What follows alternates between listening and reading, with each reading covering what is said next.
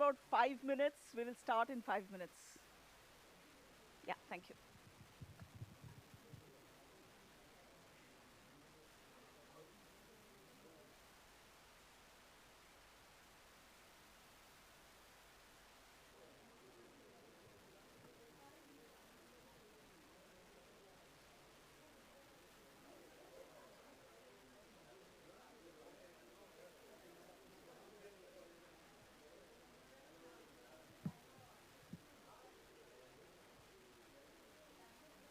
Okay. Okay.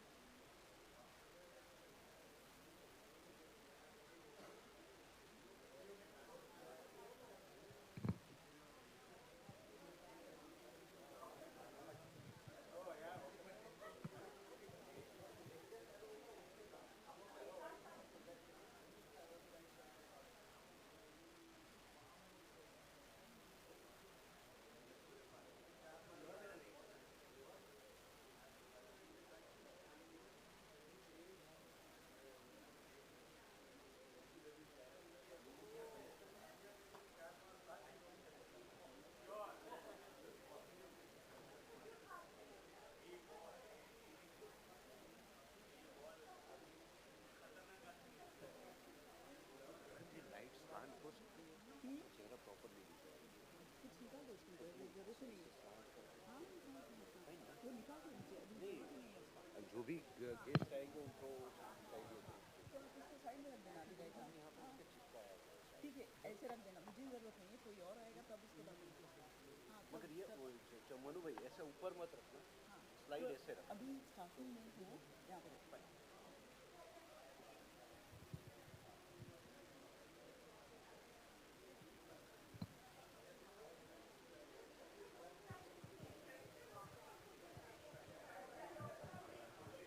Really, you have to get people there. You have to get people there. People have to come and tell us, join and nothing. Yeah, 5 minutes or so.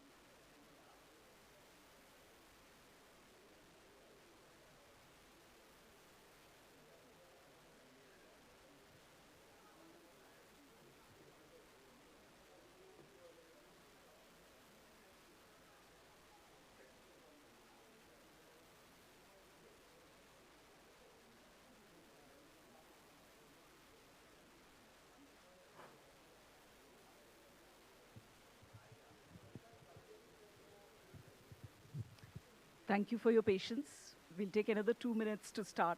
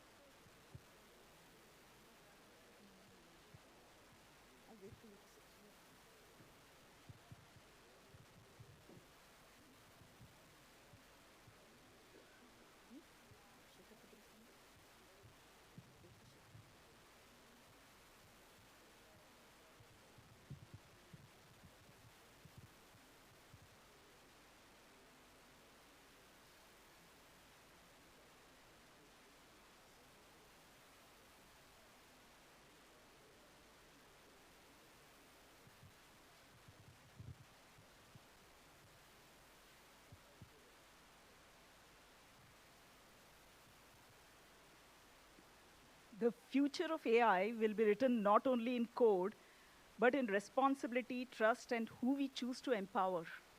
I think we've had a fantastic morning, and now we are with a totally different event. But I think this common thread of AI and the crux of what we've spoken is only going to be taken ahead in today's afternoon session. Hello, everyone. On behalf of MICA and MICANS, I, Anita Baslingappa, and my colleague Indraneel Banerjee will host you for this afternoon. Welcome, everyone, including those online. I think there are some people who have joined online as well. To today's pleasant event on a Sunday afternoon. Of course, MICA is a fantastic place, including the weather and the animals, monkeys, and everything. So thank you for coming in. This gathering looks extremely stimulating with the kind of people who have gathered here today. We have amongst us policymakers, people from industry. We do have people from civil society, faculty colleagues, and students. Awesome crowd. Thank you so much. I'm so glad that all of you have made it to this pre-event, which is a pre-summit event on empowering people with responsible AI, skills, trust, and access, which is hosted by MICA. Let me give you a little brief about this event. It is our pleasure and privilege to announce that the Ministry of Electronics and Information Technology, Government of India, has given MICA approval to conduct this pre-summit event. And this event is designed to contribute actionable insights and recommendations to the summit's deliberations and to also showcase MICA's leadership at the intersection of AI communication and strategy. The main summit on India AI Impact Summit, which will be on People, Planet, and Progress, will be conducted in New Delhi in February 2026 on the 19th and 20th of Feb. So today's pre-summit event officially, which is affiliated to this AI Impact Summit 2026, is now at MICA, which is titled, I repeat, Empowering People with Responsible AI, Skills, Trust, and Access. So this event will actually present a TEDx-style event with 11 curated talks by policymakers, industry, academia, and creative ecosystem. These talks will be delivered via the lens of skills, trust, and access. Okay, we'll talk a little more about these events in the beginning when it all unfolds.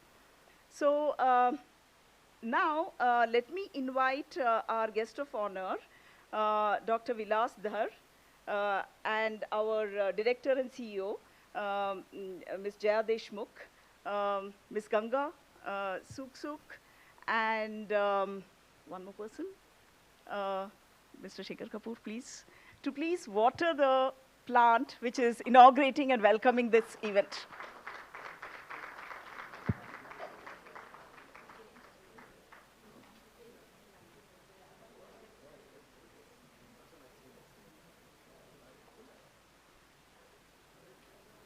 Thank you.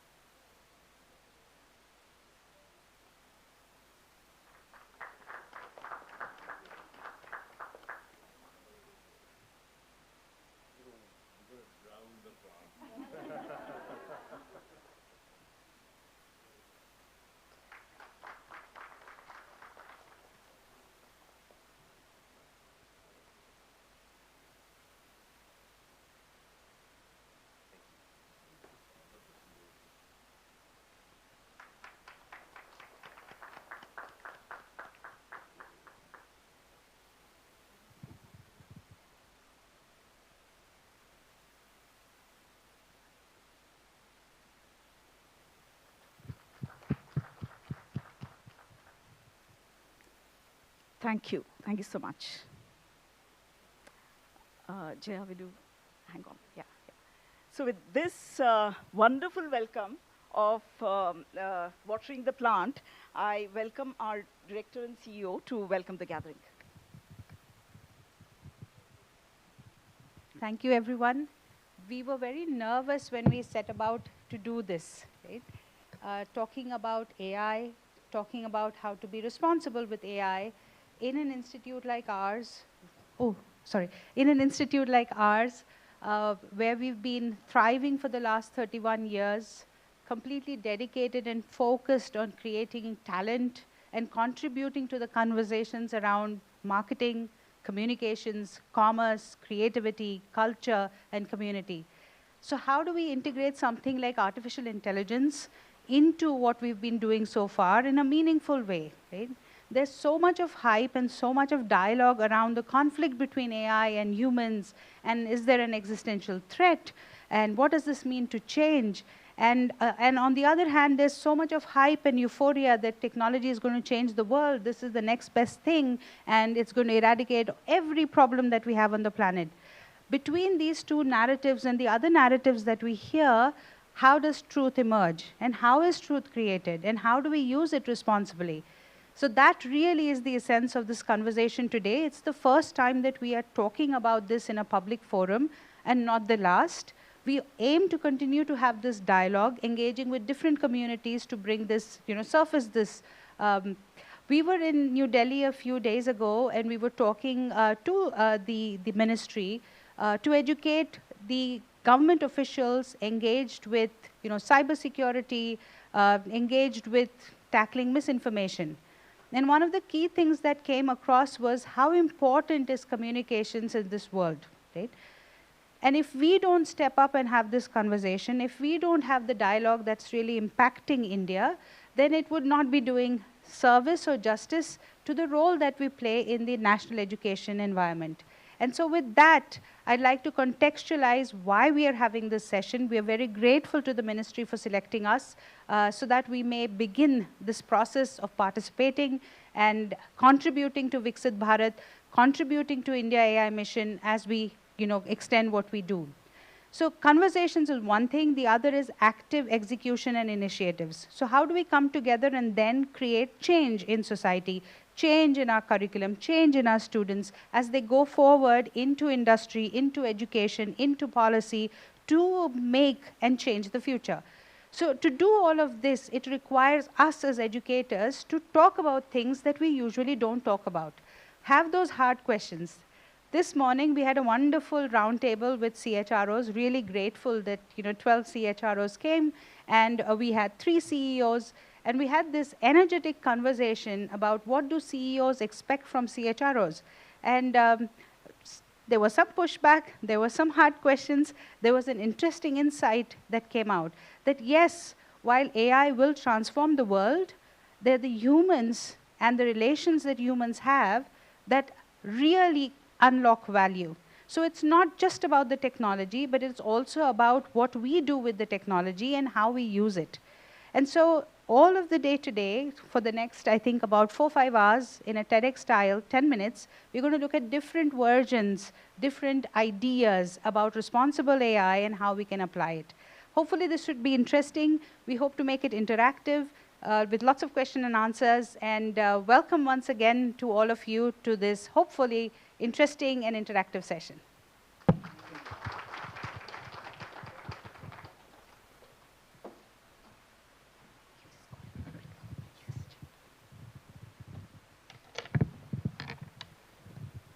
Thank you, Jaya.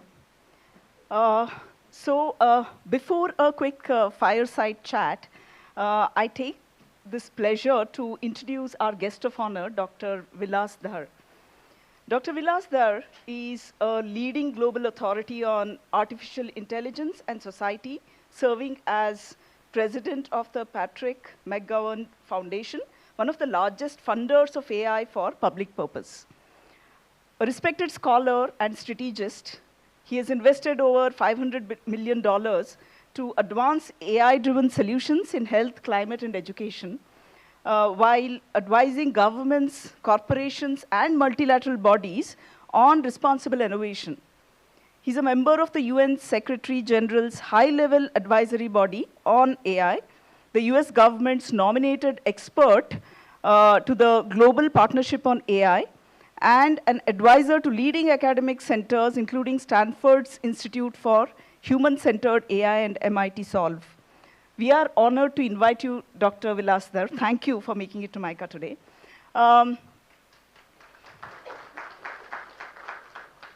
Of course, his LinkedIn profile tells so much more about him. This is just a brief profile which I read so that I didn't want to miss out anything. Thank you so much. Now let me invite Dr. Vilas Dhar and our Director and CEO, Jaya Deshmukh, for a fireside chat.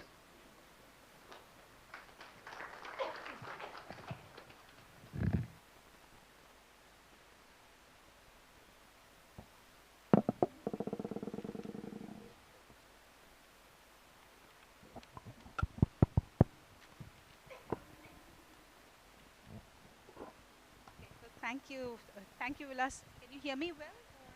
Yeah. So thank you, Vilas, for joining. I'm sure this is going to be a very interesting conversation, right? So maybe we start out, slow, right? And if you could just give an introduction to what got you into this field, how did you get interested? What's been your journey so far? Thank you so much. And I think, like you, I don't do well at starting slow. So instead, let's get deep very quickly. Let me start by saying thank you, Ms. Deshmukh, to your entire team, to the hosts here at MICA. I have to tell you, I felt so welcomed here. On one side, because of the generosity of hospitality, but also to come to a place that centers ideas as the core of our way of interacting with the world. I think this is something that the entire world needs more intensely in this moment than ever before. And so I'm very delighted to be with you. Thank you for this warm welcome. Look, I want to start with the big picture. Now everybody talks about AI every day. We can't go an hour without hearing about AI.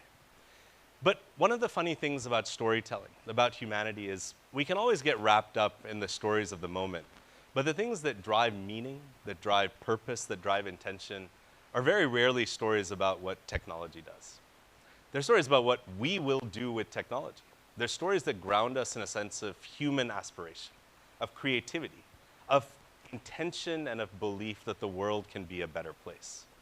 I think too often we jump to, what does technology let us do? And we'll hear it over and over again. Start instead from, what would we do if we could conceptualize any technology? What world would we build? So you asked how I came to this work. I'll give you the very brief story. I started my career as a computer scientist. I saw the incredible promise of the technologies we build. And I rejected the premise that technologists would guide what the future would look like. After I started my first company, I left to become a human rights lawyer.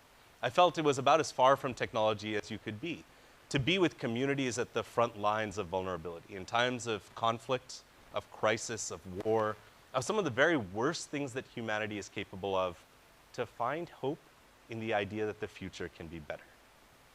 But what I learned, Jaya, was these two worlds that I had in my life, they weren't as far apart as I thought. Because on one side, we said, we can build solutions for people. On the other, we found communities that said, we believe that with the right solutions, we can be better. And to me, this is the story we should talk about every day with AI, right? Not what the tools can do, I keep coming back to this, but rather what we can do with them. So let me leave it at that, and I'm happy to go deeper as we go. Thank you so much. So you said something really important, that when you jumped into this whole humanitarian side of things, being a human rights lawyer and working with frontline communities, and you said that these two worlds were very similar in intent, right? So if I were to just zoom right out and say, what do you think is really the intent of various governments and centers and the United Nations when it comes to AI? So how are they thinking about it? Like I know it's a very complex question to ask because every country has different things thinking about AI, but in your view, how would you synthesize all of that together? Well, let me start with the frame that I think is helpful, and you've already alluded to it in your opening remarks. There are two stories that I think will feel very familiar about AI. The first is the story of hype, I call it, the techno-optimism that says AI will fix everything. I sat at the United Nations in front of a group of prime ministers and presidents from around the world as one of the most recognizable tech CEOs, sat next to me as you are, and he looked out at the audience and with almost no self-reflection, he said, you all believe in human rights, but in the next 5 years, the things that we build will make it so everybody has the rights they need, and we may not even need groups like the United Nations. I want to let that story sit for a minute. The hubris, the arrogance, the misunderstanding of the complexity of the human experience, the idea that technology will fix everything is the thing that draws us into madness, and we have to reject it. On the other side, a story that will also feel very familiar, the story of horror. All of the ways that AI will harm us, will destroy us, will either because the tools themselves will affect us or because we'll be unable to adapt.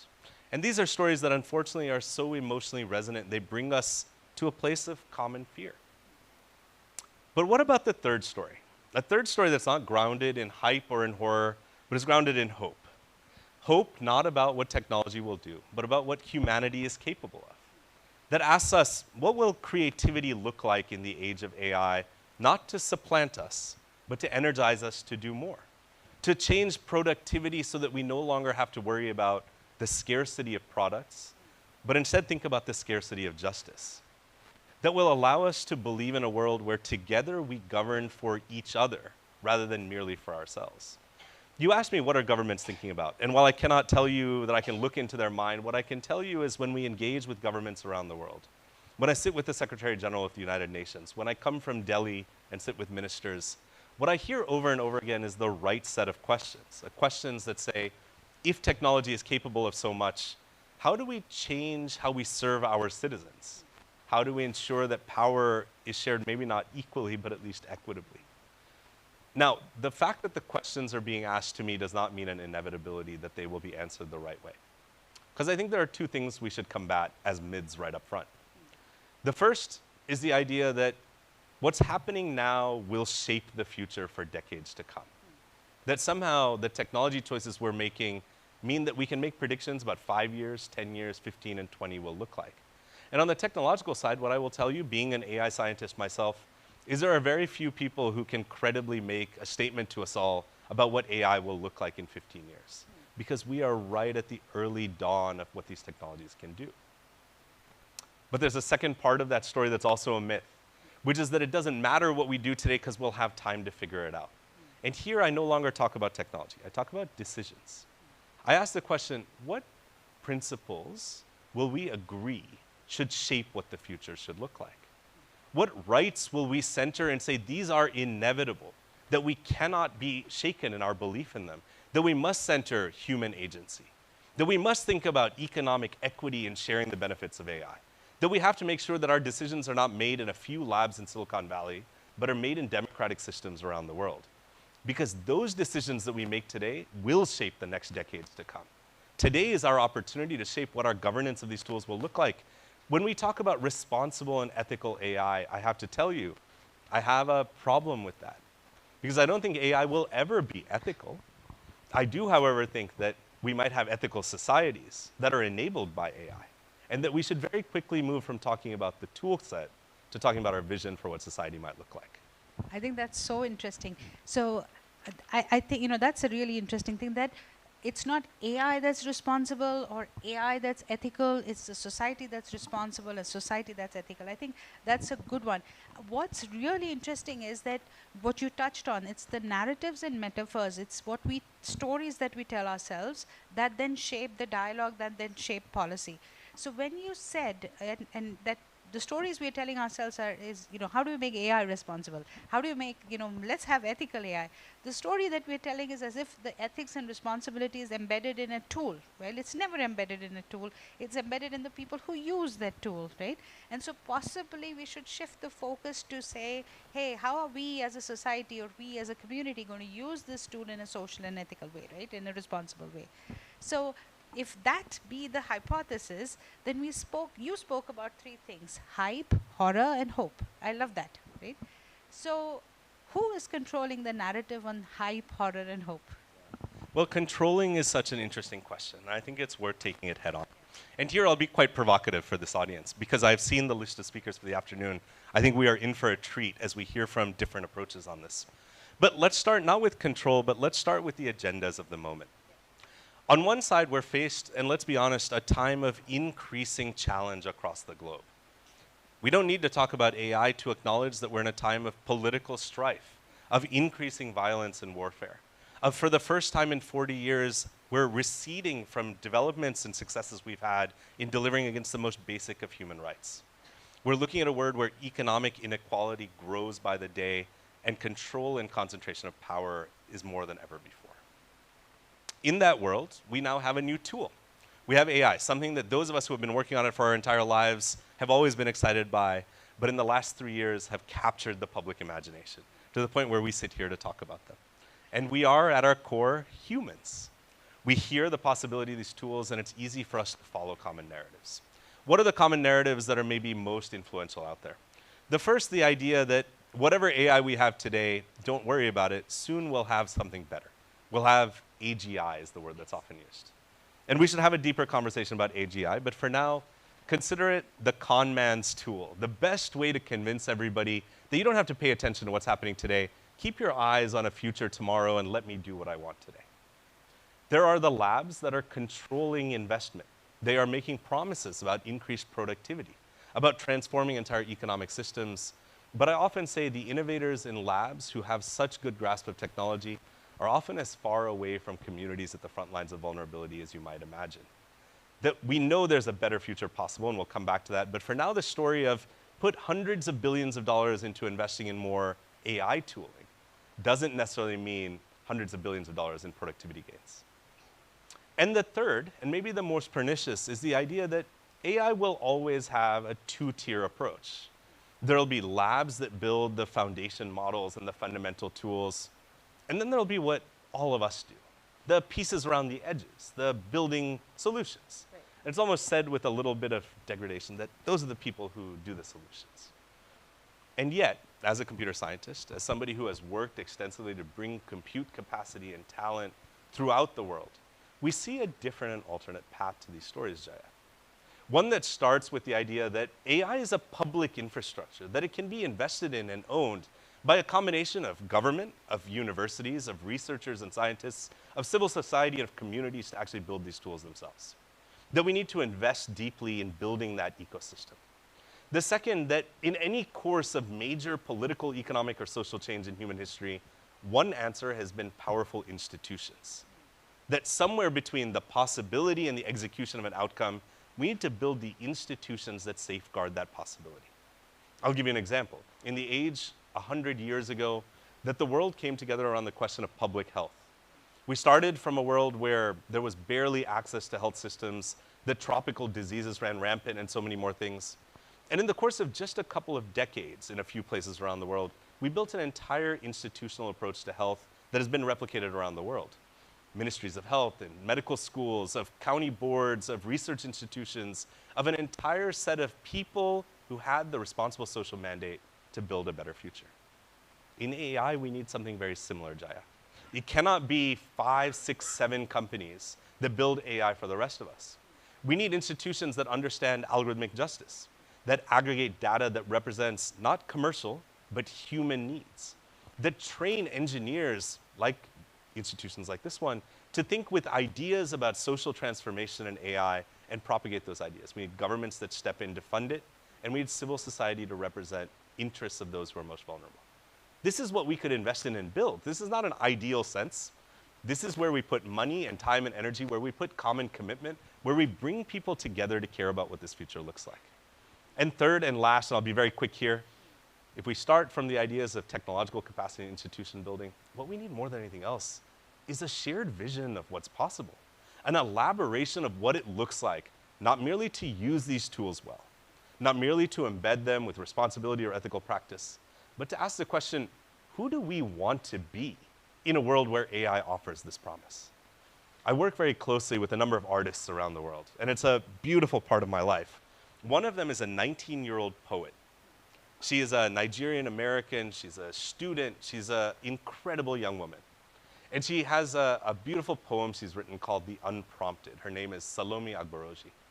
She, in this poem, talks about all the different ways that she's learned to prompt AI systems to create amazing things, to create artworks and new forms of poetry and prose. And yet, every time she does it, she comes back to one core idea, that so much of what AI does through your prompting is governed by humans, the only ones who are the unprompted, that we are the originators, we are the source, we are the creatives, we are the source of destiny for this world. And if a 19-year-old poet can understand that, how do we take that and believe it ourselves with such commitment and conviction that we share a vision for what we are capable of that excites us far beyond lines of code or model parameters, but inspires us to a human vision of a future society? Now, so that was really interesting, but I have a provocative question to ask you. So is it not strange, right, that where the, as you said, the origination, the creativity, you know, the originals, that's humans. We are in a situation where we are asking the question, what's not prompted, right? And so in some ways, we are trying to ask a question on reality, that what is real? Like we are literally asking a question that what's our role in shaping the world?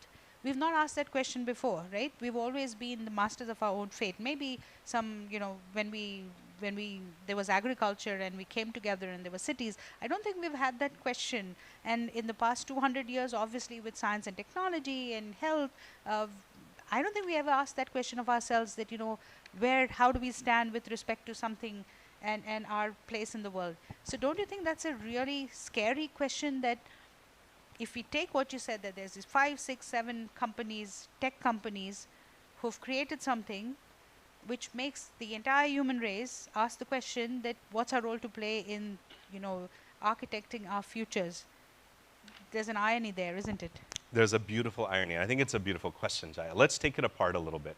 One is, I think implicit in your question is an observation about the world we live in today. And let's forget the last 200 years. Let's say the last 25.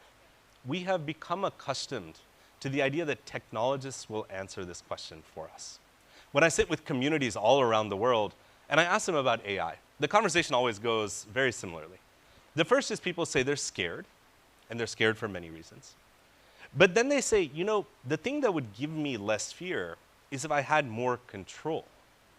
But our society has said we will give control over what technology will look like to a very few people that are very far away. We've given up agency in making decisions about our future.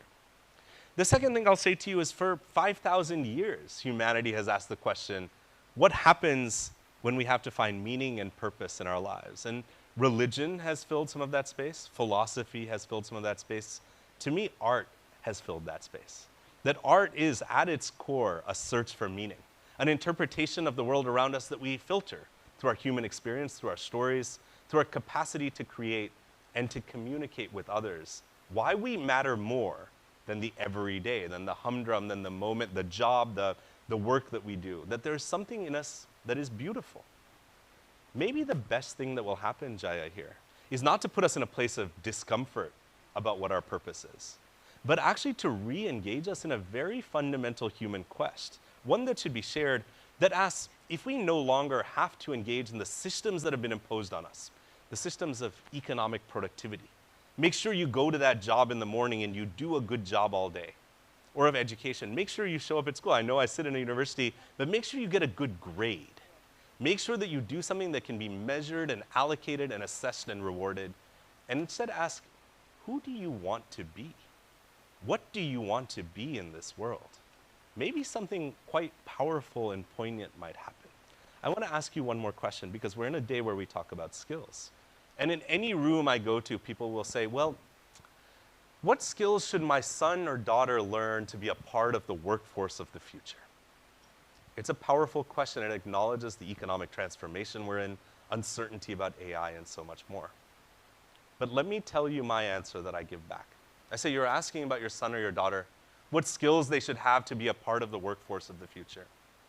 And I ask them, let me ask you, when you first held your child for the first time, and you looked down into your child's eyes, did you say to yourself, what I wish most for you is that you'll be a good member of the workforce of the future? No. Or instead do you ask, I hope that you will be a kind person, a person who cares about dignity, who values other people, who finds their place in a world that is complex and hard and challenging, but you will have emotional resilience. I want you to be a child who is the very best of what you can be. I wonder what it would look like if we had conversations about AI. If we asked that question instead of what the workforce will look like. Jaya, who will you be if you could be anything you wanted in a world where AI enables possibility? Ooh. Well, I know, no, but let me answer. I would be an artist, right? So there was an artist in me which I buried, right? In my 10th grade, I buried her, right? We went to a corner and said, "Dear poetess Jaya, right? Rest in peace," right? I did, right? And the reasons were that I had an economic uncertainty that I had to bridge. So if I ask the question that you asked, you said, what if we ask our children, like, who do you want to be? It's a wonderful question, but you can't ask that question when you're faced with economic uncertainty, right? So my question to you is that do you believe that, yes, I want to be, okay, I want to revive, probably I could, to say, hey, poetess Jaya, come on, your time's now, come on, come back, right? But that can only happen in the face of economic certainty, which now with 30 years of career, I could probably say that to her, that it's okay, you can come out, daydream. I don't think I can say this to my daughters who are 22 and 24 yet. I'm going to say, hey, right, where's the house? Where's your economic security? You've got kids, right? They're going to go through college, bring the money in. So given this, that on one hand you talk about hope, the possibility of being who you can be because you have a tool like AI, versus the reality that we face on a day-to-day. So how can how can we transition an educational institute focused on marks? We do. So for all my faculty, I'm here taking it for us, right? No, we're going to do assessments, right? But I understand. But how do we move. We all want to. We want to focus on learning. We want to focus on possibility, but it is the marks and the assessments that give my students a foot in the doorway of economic certainty. So my question is, how do we bridge this gap? Yeah. Well, let me give you what I imagine might be an unsatisfying answer. But before I do, I have to say something else, Jaya. For those of you who know her well, in our time together, I've seen an incredible beauty in the way you communicate. I don't think that poet Jaya is so far away. And I do want to encourage you. I think that is a beautiful thing to hold on to, and maybe tonight reignites a spark. I hope so. But let me answer your question. My comment isn't about the assessment process. It's about a social and economic system that we've designed 250 years ago, in which we continue to operate even though the environment around us has changed materially, right? We think about assessments, and I'll tell you in the early days of ChatGPT, you might know some very prominent school systems said, we will ban the use of these AI tools. And they called me to come in, and we spent some time with the superintendents and the teachers. Over the last few years, what we've seen are those new seeds of pedagogical reorientation that say, actually, AI is not a tool that you should ban or not ban. It's actually a way to restructure the fundamental process of teaching in a way that gives people much more confidence and agency in what they're capable of and lets them advance much more quickly in what they don't. Now, let me ask you, in the limited time and attention that we have, that your faculty has between teaching students, as they think about what they can do better, now what's emerging is a rift in two questions. Do we iterate what we have always done to be better, responsive, and reactionary to a world that's coming? Or do we want to take the agency to innovate a new system, a new way, a new approach that's designed for the future? That's a very hard question. Integral to it is all of the cognitive and behavioral frictions that come not being asked to say, do a little bit better, but tear it all apart and start over. And with that comes the promise of what you and I know will be inevitable, which is significant transformation in terms of internal systems. That transformation doesn't come with a very obvious inertia towards a positive outcome. Revolutions don't always lead to good governments. Right. And yet you also can't sit it out. Because if you do, the world will change around you in a way that means that you are no longer relevant. This isn't a satisfactory answer, because what I'm saying to you is not that we know what the future will look like, but we each individually face a choice. It's a choice about whether we actually want to own the process of shaping that future, of whether with that intention and will we have the capacities, resources, and political support to step into it. And over the next 5, 10 years, whether we actually believe we can take on enough discomfort to really change the world around us. Because I will tell you, someone will. The question is whether it'll be the people in this room or the people in labs in Silicon Valley. So I like the framing, right? I like the framing of people in the labs in Silicon Valley and people in the communities doing frontline work like our institution, right? And you mentioned, so let's look at that conflict, so-called, right? And let's talk about agency, right? And you also mentioned something very interesting. You talked about dignity, right? So dignity, agency, the lab version of the future and the community version of the future, right? In your opinion, how is this playing out? So what's the lab opinion, how are these two positions playing out with dignity and agency? So it's funny. Let's rename the tension as profit and purpose. There are institutions out there who are investing massively in AI because they see market opportunity, which is a nice shorthand for a whole bundle of ills, right? But they see places where they can sell a product, they can restructure a service, they can enable the business community to be more efficient, to be more productive, in many ways to be more extractive. Now, I come from the private sector. I built companies, and I believe very deeply in capitalist models of creation. But let's ascribe to the business sector what it's supposed to do, which is to pursue profit and to build markets. What about the rest of us? And for that, we look to purpose. The tension point being, for purpose-driven growth, we see a lack of capital. We see a social stigma that often comes from saying, I'll work in developing social development instead of technological innovation. And we see a lack of fundamental institutions that support it. That's where I see the tension today, is we're seeing massive technological innovation and very little social innovation. How do we rebalance that? Well, we do it in 3 ways. The first is to restructure capital availability. I represent a philanthropic institution that has set as our core mission the idea that we can bring billions of dollars of capital over the next 2 decades to this question, along with our partners and governments around the world. Prime Minister Modi, in setting this summit, I spent some time with him in Paris a year ago with President Macron. And President Macron announced something called Current AI, which we have enabled, which is a $2.5 billion facility to fund public purpose AI around the world. The second is the creation of ideas. If the first is capital, the second is ideas. Where will be the institutions, the labs, the incubators of finding the ways that AI can really affect communities at massive scale? Here in India, this is happening at incredible speed. I just came from Delhi, and at the summit in February, we'll see hundreds of use cases. But I will tell you that's still quite a unique moment around the world. That in many, many other places, we haven't seen that massive kind of innovative ecosystem around public purpose. So the ideas that are being generated here need platforms and mechanisms to inform global action. And the third is, how do we celebrate the iconic exemplars in this space? How do we make sure that they get just as much in terms of press headlines and column inches and digital exposure, not because we want to celebrate the individuals who created them exclusively, but because in identifying that change is possible, it becomes easier for the rest of us to change as well.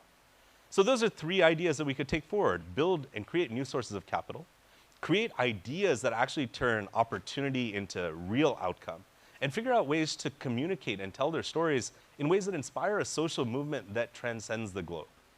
To me, I think if we could do those 3 things, we might actually have a very significant possibility of a better future. So if I were to synthesize this, what you're trying to say is, hey, Jaya, don't be intimidated by the capitalistic narrative or the structures or the powers of big tech. There is a way to make a change. There's a way to get, agency back, and that's by really questioning this social order and making changes at the grassroots.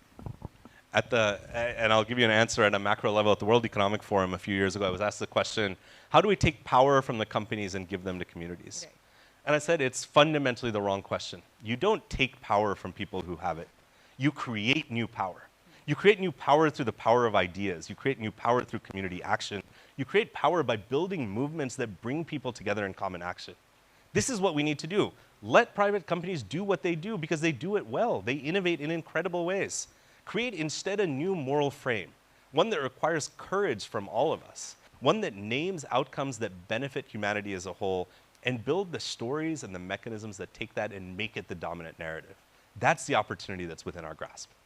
And if I look at it, we are sitting in the School of Ideas, right? So it's India's premier school for ideas.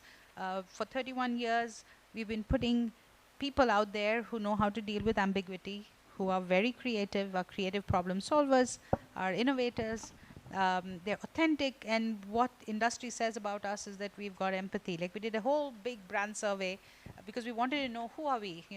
The typical, philosophical question, who are we, what's our product, what are we doing out there? So it was wonderful to get that feedback from, 1,000 respondents. It was an independent study that, hey, MICA, you're the School of Ideas. You're a group of people who are adaptive, who are humble, who want to learn, but have creative solutions. And we are not the kind of people who get intimidated. So probably the time is now for the school to step up and say, hey, it's about new ideas. The second thing that you said, which is very powerful, is that we are in the world of brands, which is perception creation, metaphors, narratives, building communications. And so maybe for our school, it's important that we step up and participate in creating this narrative for India. So if we've got a narrative which is, digital India, which is very important, it's going to result in, a lot of development. Possibly we also have to have a narrative that says, hey, have we thought about rights? What are we doing in that space? What are we doing about indigenous voices? Are we ensuring that everyone has a platform to speak? And I think putting these 2 together would be useful. And I think no other institute integrates creativity into the mix. We not only have a management program, we have a creative program. So if you see who we are, and if you look at this, that here's a school of ideas, here's a school that, can deal with ambiguity, is, adaptive, intuitive, empathetic, and is creative, what kind of message would you give us? Right? Well, Jaya, the first thing I would say is teach us, right? You are doing this incredible work here. The world needs you. The world needs institutions like this. We need your messages not merely for your graduates, but for all the rest of us in the world who are looking to those exemplars. So the first is I will ask you, how do you take this incredible work that's happening here on this campus in Ahmedabad and make it something that the world can see and participate in and engage in? I think that will be an incredible gift that you provide. I've shared with you how grateful I am to be with you here today. I wish we could have 1,000 MICAs around the world. But let me, and I think we're coming to our close maybe, but let me just share with you, and we have some questions, but let me share a couple of thoughts. Thank you. It's this. It's that this isn't a world for us to iterate narratives. It's not a time for us to react and respond to what's happening in the world. And I know that's a crazy thing to say. But this is a time for us to shape entirely new frameworks, to envision possibilities, because for the first time in a long time, we have a chance. I'll tell you, I often talk about 250 years ago as a really meaningful time, and I promise this won't be a long comment. But there was a decade in the 1770s where three things happened simultaneously. The creation of a new political structure with the American Revolution and the creation of the American Constitution. The publication of a book called The Wealth of Nations that essentially set the framework for our modern economic theory. And in that same decade, the first commercial steam engine that was displayed to the public that drove the Industrial Revolution. It was a time when three domains that were fundamentally disconnected, politics and economic thought and technological innovation, came together to power a social transformation. You may hear in this some echoes. A time of political kind of diversion around the world, of economic inequality, and rising new ways of thinking about political power. Of the technological revolution that almost feels like a cliche, and of economic models that are empowered entirely in new ways by technology. And yet, I've seen no evidence yet of the Constitutional Convention, of the transformative and revolutionary creation of new nation states. And yet, it's possible. Where will those ideas be born, Jaya? I think they'll be born in places like this. And it's really a great responsibility that maybe I'm sharing with you, but I know that you inhabit every day to know that the work we do isn't merely the incredible work of training the next generation of leaders, but of potentially setting the ideas that affect 8.5 billion people around the world. So thank you so much. That was really nice, very exciting, interesting. Should we open this up for questions? Do we have the time for some questions? Any questions?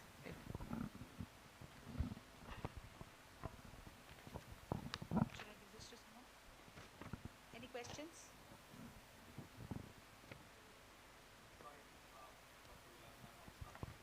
Not at all, please.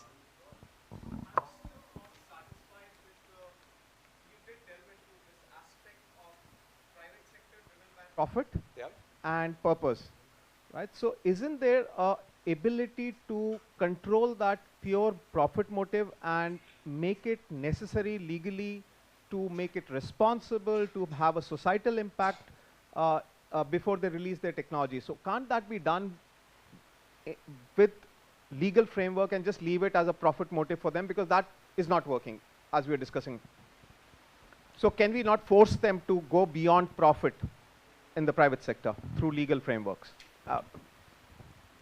Let me give both a practical answer and an existential one. The practical one is we can try, but again and again and again, we see the practice of regulating technology to be kind of a failing task, right? What happens is democratic systems are built in ways that allow for outsized political influence for companies that have profit, that have the capacity to influence decision making. And because these companies own so much market power and reach, when a government does something that they don't agree with, they often threaten what we're seeing around the world, which is we'll simply leave the market. Something that undergirds political and economic growth that allows for a real kind of transformation of the balance of power. So practically, we haven't yet cracked the nut. We have some aspirations around this. We have the kind of constitutional ideas of Anthropic. We have the idea that some of these organizations will be nonprofits. But if you read the news, you see these things are under deep threat, and we're seeing kind of the responses of the market. So I'm not a man who, you know, as the saying goes, like tilts after windmills in the Don Quixote sense, right? I'm not going to follow a metaphor for something that's possible and blind myself to the reality of what's happening around us. So I will leave that to well-intentioned folks who are trying to change the behaviors of the private sector, and I'll focus on something much more concrete, which is, why don't we have a public alternative? Why is it that we assume that the only way to generate emergent frontier technologies is through private market action? Because I'll tell you, for the last half of the 20th century, some of the greatest things humanity did were driven by public investment into research institutions that took humanity to the stars, that built nuclear power for everyone, that transformed vaccines and health systems. These weren't done exclusively by private companies, and never in those conversations did we say, well, we can't limit them because they might limit our competitiveness. Instead, we say this can be a public story, one that inspires all of us to do greater things. Why couldn't we do that with AI? Some people will say, well, it just costs too much. And I think I've shared with some of you, we've done some economic analysis and people might want to guess, but it's useful to just say it. Before 2021, the totality of what humanity had invested in AI, the computers, the people, the venture investments, was somewhere on the order of $2 to $5 billion. That's a lot of money. And yet, in the context of a global economy that's hundreds of trillions of dollars, in the context of public investment in very basic things like digital governance or the transformation, we could have built ChatGPT 3.5 or equivalent models with $5 billion of investment. Today, when we hear numbers like 500 billion being put into data centers, we should recognize that much of that is for commercial service, for inference, isn't foundational science. Where is the public in guiding the research on AI? And if you can't answer the question, then maybe it's something we should be advocating for in a more meaningful way. Any other question? Yeah.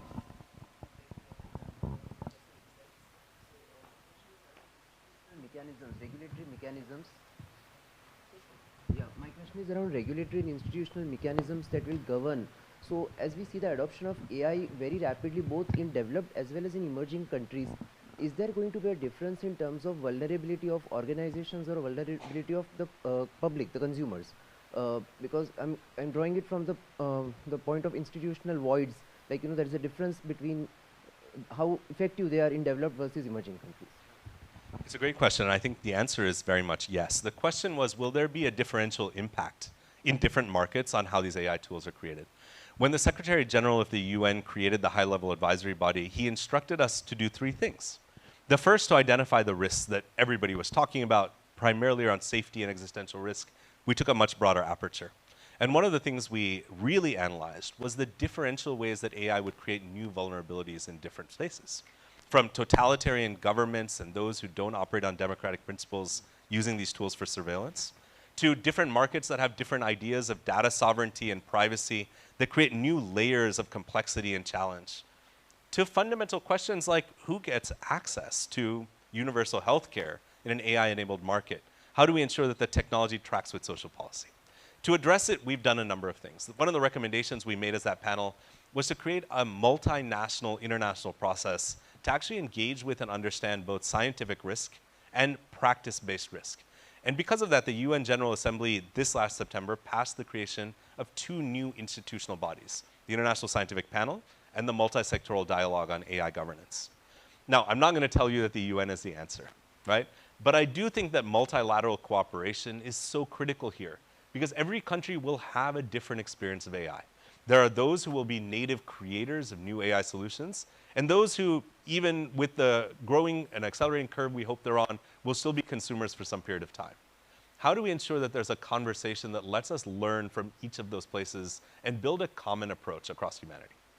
The second is, let's understand the economic realities. There are those countries where much of the economic debate isn't controlled by AI. It's still controlled by agriculture or by mining, by significant extractive industries that are necessary to drive the engine of growth, where AI is never going to be a primary driver of transformation.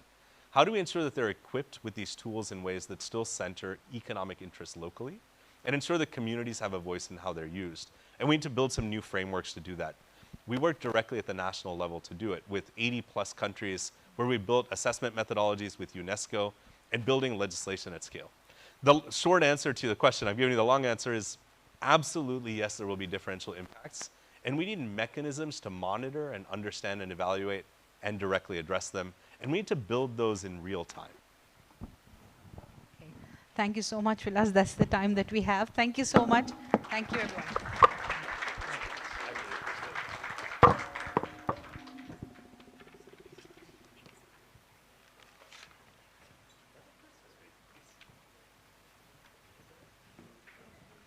Thank you, Dr. Vilas.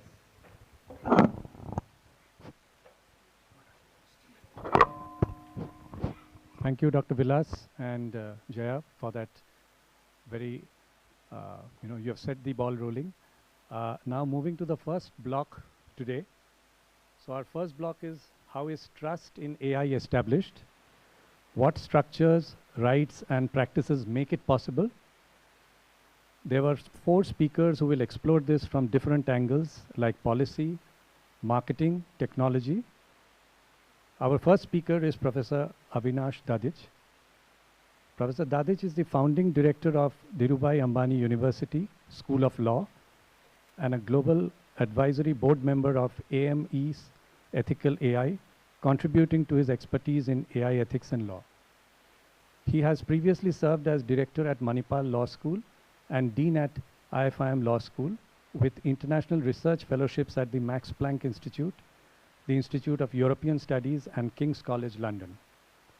A former advocate at the Supreme Court of India, he has also consulted with leading firms like Deloitte, EY, White & Case, and the Competition Commission of India. I welcome him for his session on rights in the age of algorithms, protecting people in an AI-driven society.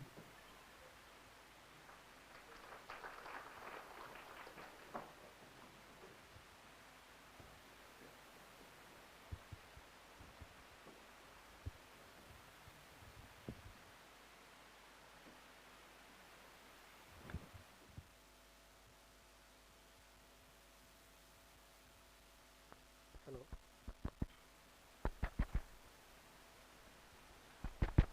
Yeah.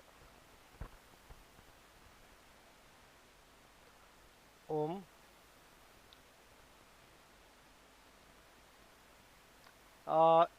In 3rd century BC, a Buddhist monk, he wrote a very nice poem, Udana.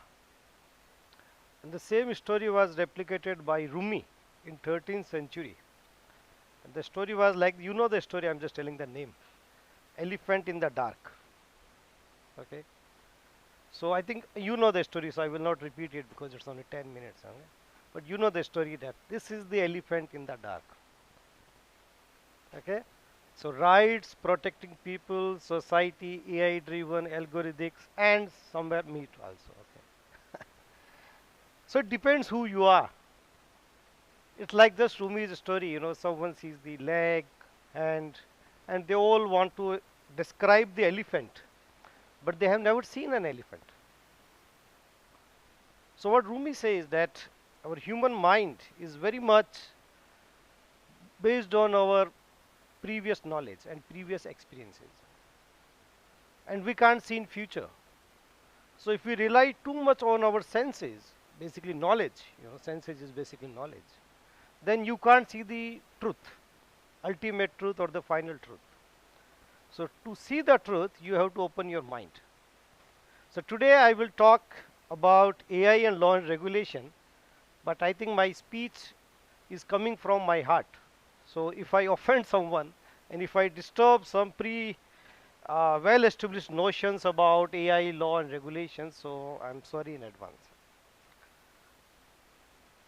Yaksha Persona. What is AI? We all talk about AI, law, regulation, and there are thousands of questions, but frankly speaking, if someone asks anyone, what is AI? A lot of people still believe that AI is a software. AI is a technology. AI is a technology. But if you read the definition of AI, then AI is not a technology, it's a system.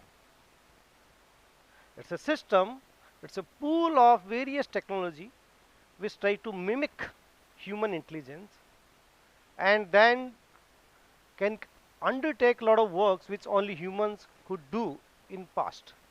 But now these systems can replicate those systems. So this is not a technology, first of all. Please break this myth that this is a technology. So you can control a technology. Okay, you can definitely control a technology, but can you control a system of hundreds of technologies? That's a very important question, because those hundreds of technologies are not governed or controlled by one company. Even Google can't say, okay, I own AI or I control AI.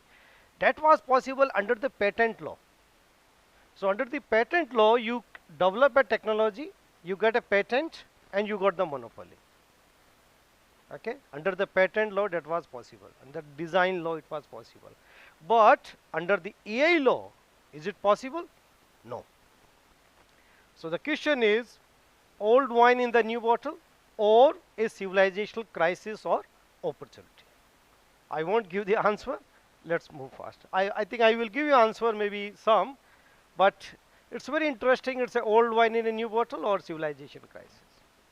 So first thing, understand what is the new oil refinery. The lot of wars happened in the last 100 years because of the oil. Okay, we all know this. If you can control oil, you have control on the energy. And if you have energy, then you can go for economic growth or war. And if you can go for a war, you can have more wealth. Okay, war is not necessarily traditional war. It can be economic war. It can be a knowledge war. But always oil was the key factor. And now the new oil is data. I think we all say it, okay, new oil is data. No, data is useless until unless you know how to collect, storage and do mining. Do you think that data was not available before AI? It was available. Nazis did very nicely. If you see, they took some technology from IBM and they used that nice technology to identify Jews during the Second World War. And they were able to execute millions of Jews in a very effective manner by using that technology, by using the data. So it's not the first time that we had the uses of data for some big or good or bad goal. But after the 1940s, 45, 60s, 70s, where we were very excited about use of AI, you know about the story of that, how AI started, Alan Turing, how he used the AI in the Second World War. I believe you must have seen that movie also now. So after 1945, people started talking about a lot of emerging technology, and AI was definitely one of them. Nuclear energy, space technology, and AI was one of them. People were very excited about it. Because of the use of Alan Turing techniques, we could finish the Second World War before 2 years, and we could save around 1.5 million people. So people understood that this is something big, but how to make money out of this, how to develop it. So 1960s, 70s, 80s, we spent billions of dollars on AI. That was called like AI Spring. I think this is a very basic information, but still I am throwing this information. AI Spring, people were excited. 3 decades, billions of dollars research and development, nothing happened. And they stopped. 1980, they said it's a useless technology. There is nothing coming out. Stop wasting money and let's do something else. Computing, internet, all these things become more exciting. And then 1990s, 2000, people were not talking about AI. So this is not the first generation. Right now we are very excited about AI, but trust me, you are our, like people were in 60s, 70s, 80s, they were much excited AI than us right now. Okay, because we have seen the impact of AI at internet, but they never had that type of experience. So AI for us, maybe it's okay, but for them it was like a miracle. But it didn't happen. And why didn't happen? Because first, collection of the data was very difficult task. Even if you can collect data offline, it's very expensive.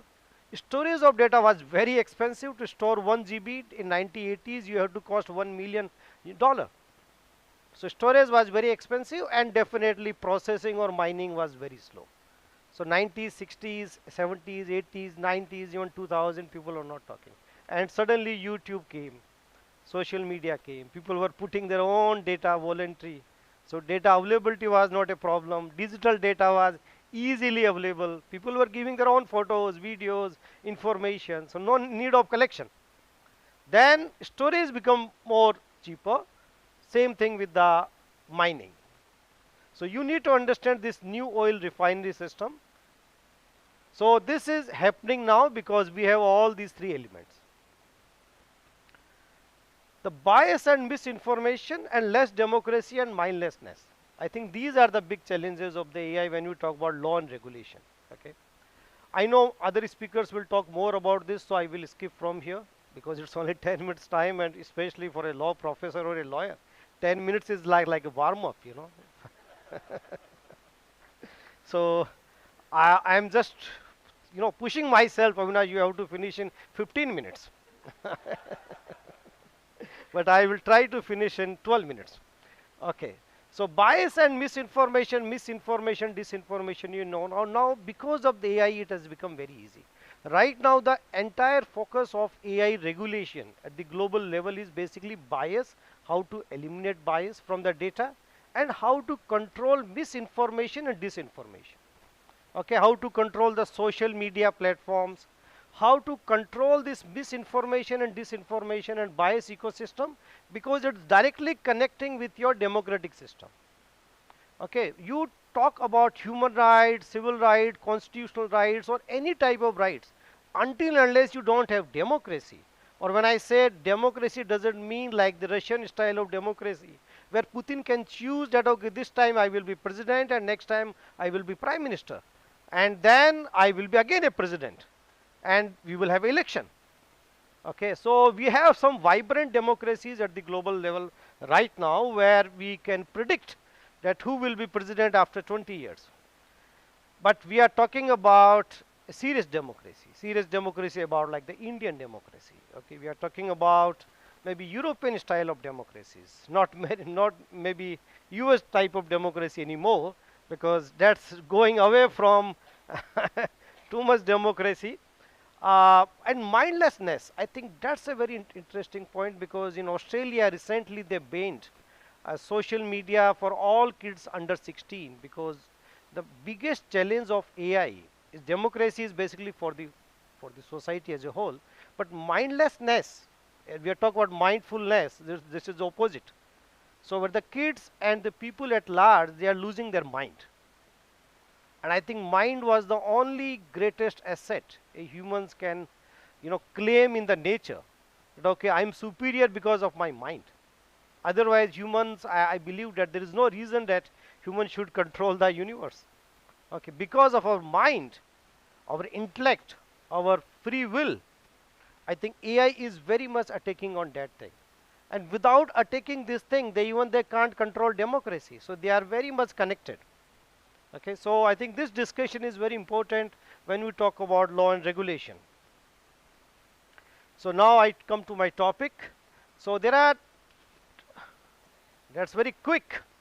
Okay, that's very quick. Okay, self-regulation, that's a US idea, and that's a very interesting idea where they believe that a potential offender and police can work together. Or maybe we can give law ecosystem to all the thieves and say, okay, guys, can you create a rule or regulation where you will do less crimes? And they say, yeah, we can. Okay, because we have to do business also. Yeah, I think, see, this is a fact. What if I declare that theft is not an offense? Yeah, as a law, we can do it. Like alcohol is an offense in Gujarat, but not in Rajasthan. So I think business is a good or bad is purely economic decision. But whether it's a legal or illegal, it's a political decision. So self-regulation, I think now we are promoting in India also to some extent in SEBI and RBI. Because SEBI and RBI, they are very advanced in AI regulation right now in India. And they are promoting this idea of self-regulation. But very rarely it works.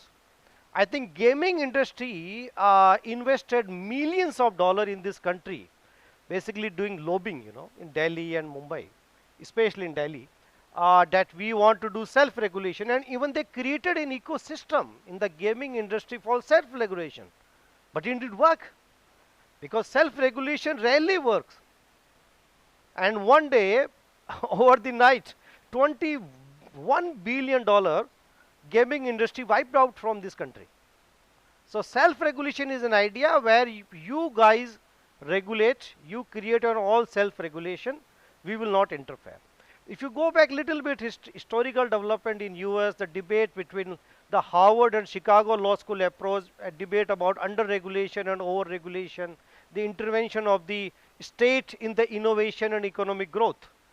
all these things are very American. Okay, I am not a big fan of America. I'm sorry, because they keep changing the grounds. You know, I think whenever you say okay, we are okay with this, they say okay, no, no, wait, next. But I think that's the beauty of US, that you have 6 narrations in US. You know, uh, you can change your narration as per the situation, and I think the even system is saying shut up now. Okay, move on. Is it MICA thing? Okay. MICA is just like in Japan. What they do, when you cross your limit, they show you red card. Okay, so I finished. Short, soft regulation, India and China. What we are developing in our country, that we want innovation, we want to protect all these human rights, dignity, data privacy, economic efficiency, all these things. But we are trying to make soft regulation. So soft regulation happens through when all the instead of a central law in the Delhi or in a central, we give power to sectorial regulators like SEBI, RBI, CCI, IRDA, and tell them, okay, why don't you create your own rules, regulations, because you understand this industry very well, but please don't be very harsh right now, okay, because we want economic growth, we want innovation, okay. So India and China, I think more or less they are in this line. Sometimes I call it wait and watch. Okay, so US is very liberal, then the EU is very hard. India and China, I think they are playing very safe. Okay, we want to see what happens. Okay, and as per the situation, we will react. To some extent, that's why we are surviving since last 5,000 years, because we are a civilization. You know, we are not a country. We know that how to react. Risk-based EU is really dangerous. If you are really a fan of regulation, if you want to understand how to regulate AI, if you are anti-AI, anti-economic growth, anti-innovation, please read EU AI Act or EU regulations. The only innovation EU has done in last 25 years is how to make laws. Okay, and now last time in October, I was in a European Law Institute in Vienna, and it's a big association of 200, 300 lawyers, professors, and judges. And now they are doing research basically. That's a very interesting research. How to simplify their laws. Why you have made so much complicated laws then? So now they have made 100 types of laws relating to innovation, and now they want to simplify it. That's very strict, but interestingly, for your point of view, EU is also thinking to reduce this level. They have also understood that India, China is playing very smartly. US has gone to the next level. Why only we should suffer? Okay, I think that political order is also changing in EU. The emergence of the white parties or whatever you say, you know, they are also moving away from that European idea where they believe that we are the protector of the universe. Okay, so that nobody wants to become the protector of the universe anymore. So EU will also change, and very soon maybe they will be between self-regulation and soft regulation. And no regulation, guys, this is important. Last point. 150 countries have no regulation because they don't want any regulation, they don't need any regulation, they feel let it come. AI is bringing economic efficiency, why to control, why to make a law? I think this is dangerous thing, because after the US or the great Trumps, our Emperor Trump, I should call him now, our Emperor Trump has made a lot of interesting policies where US is not anymore at the global level, and EU, especially China, interestingly, China is promoting global AI governance policy. China is saying that follow us. And these 150 countries are very interesting and interested to follow Chinese model. That's an alarming situation, guys. Please believe it. Chinese model is working. Their suggestion is very simple. Why do you need democracy and freedom of speech? Rule of law they also have. Freedom of speech and democracy doesn't bring economic growth. You see what happened with Europe and US? They are suffering. You see us? We are grown very fast. They are doing a lot of lobbying right now in these 150 countries that please follow our model. And please do not be surprised that in next 10, 15 years, more countries will follow China. The way after 1950s, more countries followed the US model. So people only follow the winners, not the losers. And no one remembers that the US dropped bomb in Hiroshima and Nagasaki, because ultimately winner is winner. So that model is very dangerous. This no regulation countries, I think they are the alarming. A lot of data mining, experimentation, all bad experiments will happen, all these in 150 countries, including India also, because we don't have any rule and regulation right now. And this AI policy summit is going to be great in February 26. I will also be there. There will be good food, good wine, good meetings. But our policy is very simple. We will not have any law at the central level. All these sectorial laws, regulations, they should find their own solutions. Like IPR, they should find their own solution. Competition, data, I think that's very problematic thing, because I don't think that they are competent right now to understand the dynamics of AI. And when they will try to apply the old principles on the new economy or new technologies, the system, I don't think that they will be able to solve it. So I think from my side, this is all. Thank you very much. I think.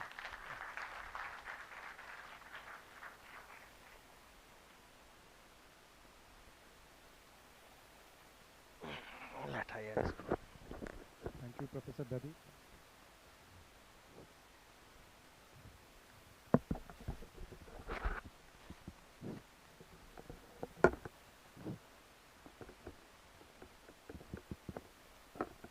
Hello. Our next speaker is Mr. Advait Mardikar. He's an AI entrepreneur and founder of Tribe 77 Technologies, where he builds AI-driven solutions for healthcare and social media management. With prior experience as VP at an AI-based education platform and a background in strategy at Trilogy, he combines technical innovation with business insights. He holds an MSc in economics from the London School of Economics, and he will be throwing light on trust at first sight, ethical AI in customer engagement.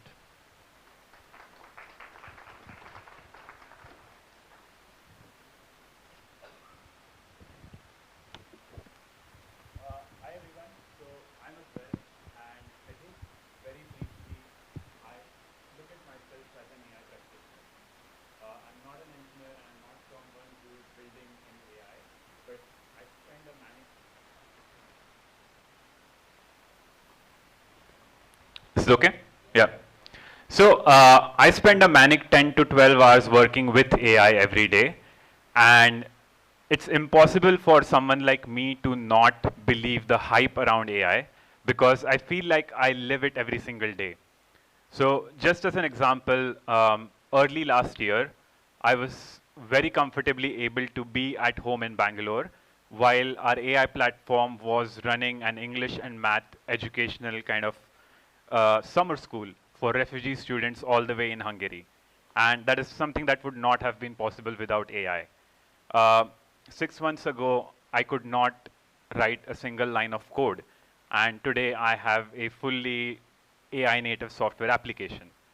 At the same time, I almost did my MBA last year, but I chose to drop out at the last moment because, again, with AI, I felt the confidence that scaling small businesses with small teams was becoming more accessible to the regular entrepreneur.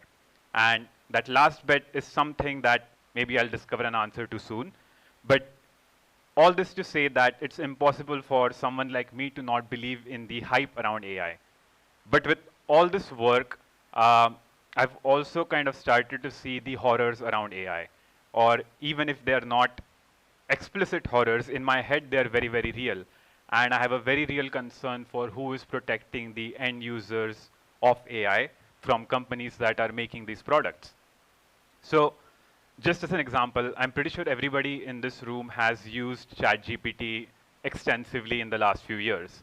And you will have noticed that there has been a very distinct shift in its personality over the last year. So earlier, it used to be very to the point when it was conversing with you. But now, if you ask it any question, you'll see that while it still talks like a 10th grader trying to get full marks on its essay with a very, very long answer, it follows it up with a very, very distinct and clear call to action. And the intent is very clear that it wants to keep the conversation going. And a significant amount of research has also been done that indicates that a lot of these LLM companies are trying to maximize your screen time with them. And that combined with the public intent displayed by some of these companies on stuff like making these LLMs agents that can do your shopping for you or make decisions on your behalf, the question still remains is how are they explaining their recommendations to you? So just a few days ago, I had a very simple prompt that I asked ChatGPT about. So I asked, what is A2 milk? And it answered the question, but it followed it up with another question, which is, would you like me to tell you about some A2 brands selling milk in India? And I did not ask about that. And this is before the point it's even trying to monetize anything. And it did not, so a bigger question that I had that I argued with it about was, how do you know I'm in India? I'm someone who has restricted my location sharing and all the other information about me. So, but that's kind of like a different concern. The point is that all these companies, when we talk about customer engagement, the discussion about ethical customer engagement feels like it's always leaving the customer on the back foot. And I had a theory that while data collection and data privacy has always been important, its importance has been magnified by how inferential these models are getting. So with the same level of data, you can draw conclusions and draw inferences, and maybe even psychologically profile people to an extent that was not previously possible. So to test this hypothesis, I kind of spent a weekend building a small conversational agent. And the idea of that agent was that it would help you discover your purpose in life. And I shared that with a very close friend of mine who, for the longest time, has had this dream of moving to the West, to the US, UK, Germany, wherever it may take him. And 5 minutes after I had shared this agent with him, he texted me saying that, I don't know what this is, but it is insane. Because apparently in 3 conversational turns with him, it had kind of guessed that his goal was to move to the West. And I cannot take any credit for this because I did not prompt it or I did not build it to make inferences like these, even though the foundational logic was there. And that kind of begs the question that if someone like me, who is not an engineer, can build systems that can make inferential conclusions about consumers, what can the engineers at all these top companies do? And do they see this as a problem or do they see this as an opportunity? And nothing I've seen makes me think that they look upon this as anything but as an opportunity. And when it comes to kind of talking about privacy and data control, there's 3 layers of access, or there's 3 kind of institutional players in this field. At the top, you have the regulatory authorities. In the middle, you have the companies that are building systems that humans interact with. And at the bottom of the chain are people like you and I who are interacting with these systems now on pretty much a day-to-day basis. And while as an individual, I would hope that regulation or governments could protect us from these companies taking our data or taking us for granted, the truth of the matter is that this technology is evolving at a pace that I do not think regulation can keep up with. So unless regulatory bodies have the power or foresight to be very proactive, and I admit that this seems like an almost impossible ask, because even people who are building these models don't exactly understand how sometimes they can be as smart as they are. So if we cannot rely on regulatory bodies for ethical consumer engagement, the question then comes down to, can we rely on companies to do the same?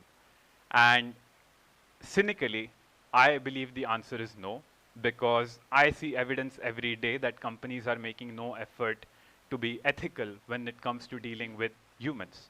So a simple example is how whenever you sign up for a software product or service, you are required to kind of accept their terms and conditions and privacy policy.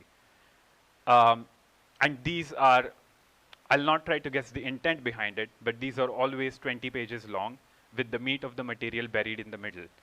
And I ask that if when I'm Googling something on Chrome these days, if Google can provide me a 2-paragraph summary at the top of the information that I need, why can't it provide the same summary at the top of its T&C or its privacy policy that makes it very clear to me what exactly is it that I'm allowing myself to share with them? The other problem that I see is, of course, the consent problem. So a lot of these companies, typically AI companies, have implicit consent written into their terms. And it doesn't have to be that way, right? So when I sign up for a ChatGPT or a Claude or a Gemini, why is it that I have to opt out of sharing my data with them rather than me having to give my consent to share my data with them? And the problem is that the entire system is incentivized to be this way. If I am the only company who's going to put a big banner on top of my privacy policy saying that we will use your data to train our models or to train our agents, then obviously no one's going to sign up for that company. But at the same time, a company who is bearing that in section 3 of clause 15 of some 15th page of their privacy policy is going to get ahead. So if we can't trust regulation and if we can't trust kind of the companies, the onus falls on the end consumers, which is us, to be more mindful and to be more actively engaged when we are dealing with companies like this.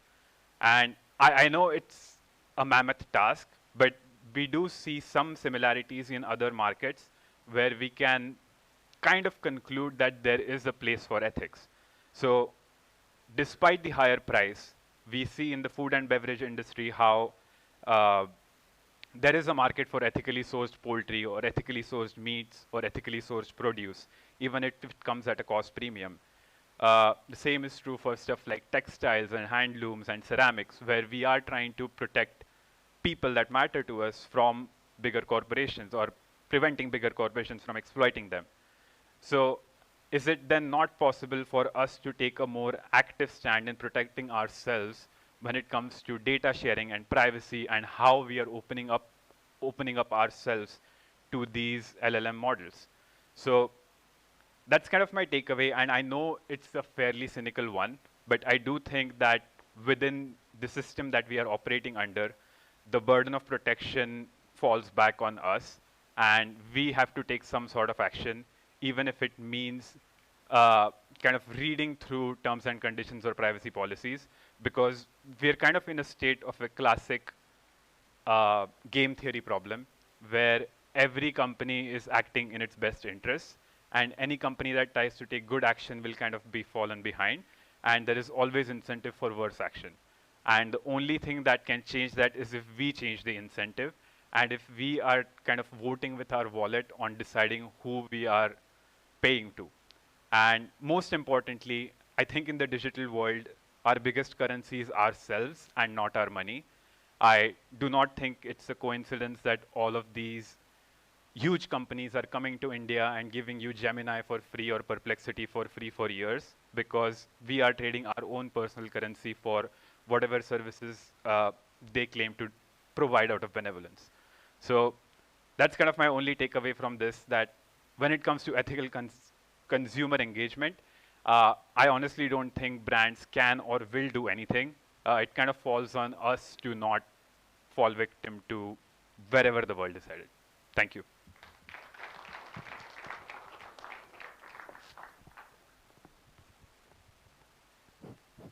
Thank you, Advait. I now welcome on stage Ms. Ganga Ganpati. She currently serves as the International Country Marketing Leader and India Marketing Leader of Publicis Sapient and brings diverse experience across advertising with DDB Mudra, Ogilvy, and Leo Burnett, analytics with HP and Martech, and AdTech with Epsilon, where she has served as VP and Head Marketing of APAC, MEA, and EU. Blending traditional advertising with a passion for data and technology, she has worked both local and global delivery models to drive modern marketing strategies for consumer and B2B brands. She will be focusing on marketing in the age of AI abundance. Thank you, Indranil. Hi, everyone. It's always sort of nerve-wracking and heartwarming at the same time to be here on the stage at MICA. And I have two of my classmates here, walked into this campus almost 3 decades ago. And I think every time we come back here, we are students all over again, right? It's hard to feel that so many decades have passed.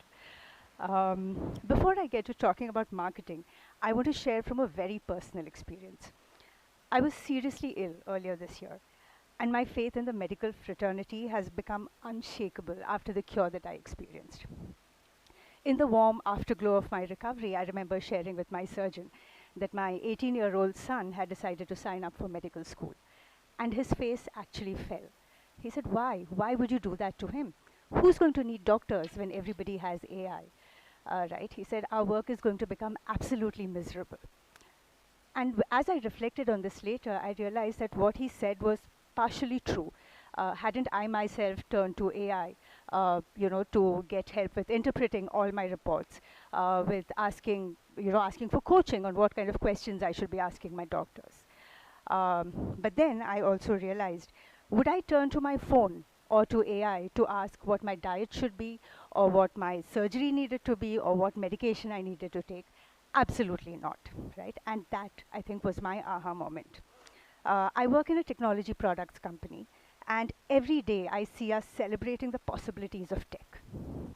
What we celebrate, however, despite being at the heart of technology, is not AI replacing people, but AI providing the infrastructure that makes people be super at using their superpowers. So, in the world of healthcare, for example, it's not about creating AI doctors, but creating a revolution by driving access, by reducing the gap between what patients need and the time it takes probably to get them to a doctor, maybe quicker scheduling, quicker insurance checks, smoother continuity of care, all made possible by giving doctors their time back. AI can become healthcare's invisible infrastructure by making it easier for the human patient to connect with a human doctor. Now, replace doctor with marketeer. Not a true comparison by any stretch, I can promise you that. But at the level of being human, right, the marketer is a human who needs to connect the brand with the consumer who's also very much human. Now, how will these two humans benefit from the marketing infrastructure that AI can provide to create a win-win for all? And the question I bring you is this: what should marketing do in the age of abundance created by AI? And the premise I want to leave all of you with is, in the age of information abundance, in the age of data abundance, should the marketeer's focus be not on using all the information that's available, but on the mastery of strategic omission, knowing what they should omit instead of giving into the temptation of wanting everything for everyone all of the time. Right, I'm going to take a step back. Like I said, I walked into MICA 29.5 years ago. I walked in completely raw. No background in marketing or advertising, no relevant work ex, nothing. In fact, if I'm honest, my raw data was almost zero. I initially struggled to even make sense of the theory. But MICA gave us something far more valuable than a checklist of skills. It gave us the space to find ourselves, a completely different kind of context. It gifted us the neural connections, the mental models that helped us join the dots creatively. That ability to cut through the noise and integrate a few disparate pieces of information is a skill that fuels my strategic thinking even today, right? And I can say that for a lot of MICAns, this is what we hear from the industry all of the time. And why am I sharing that? Why is this important now? Because I feel in this age of AI abundance, we are excellent at automating data and tools, but we are at risk of starving ourselves of context and those creative neural connections. And we can't afford to forget that AI has no lived experience. And that brings me to my main call out on marketing in the age of abundance. Until the marketeer has their strategic goals defined and the human context clear, AI can become a very dangerous tool, right? It won't solve a fragmented process. In fact, apply AI and it'll just run a fragmented process even faster. It will tempt us and give us the power to do. But strategy, as we all know, and many of you even teach, is the art of deciding what to not do. Strategy is the disciplined choice of omission, right? So my core idea today is this: to succeed in a market like India, Responsible AI-led marketing is a strategic imperative to omit the fragmented, unprincipled tactics that compromise our commitment to India's diversity, undermine trust, and make us forget that marketing is actually a beautiful, complex science that requires human context. I want to introduce you to 3 pillars of omission, right? 3 things that we should not do with all of the data and information that surrounds us today. The first pillar of strategic omission is about omitting digital elitism, which I call as the access imperative. Our first omission must be in how we achieve true access in a country like India.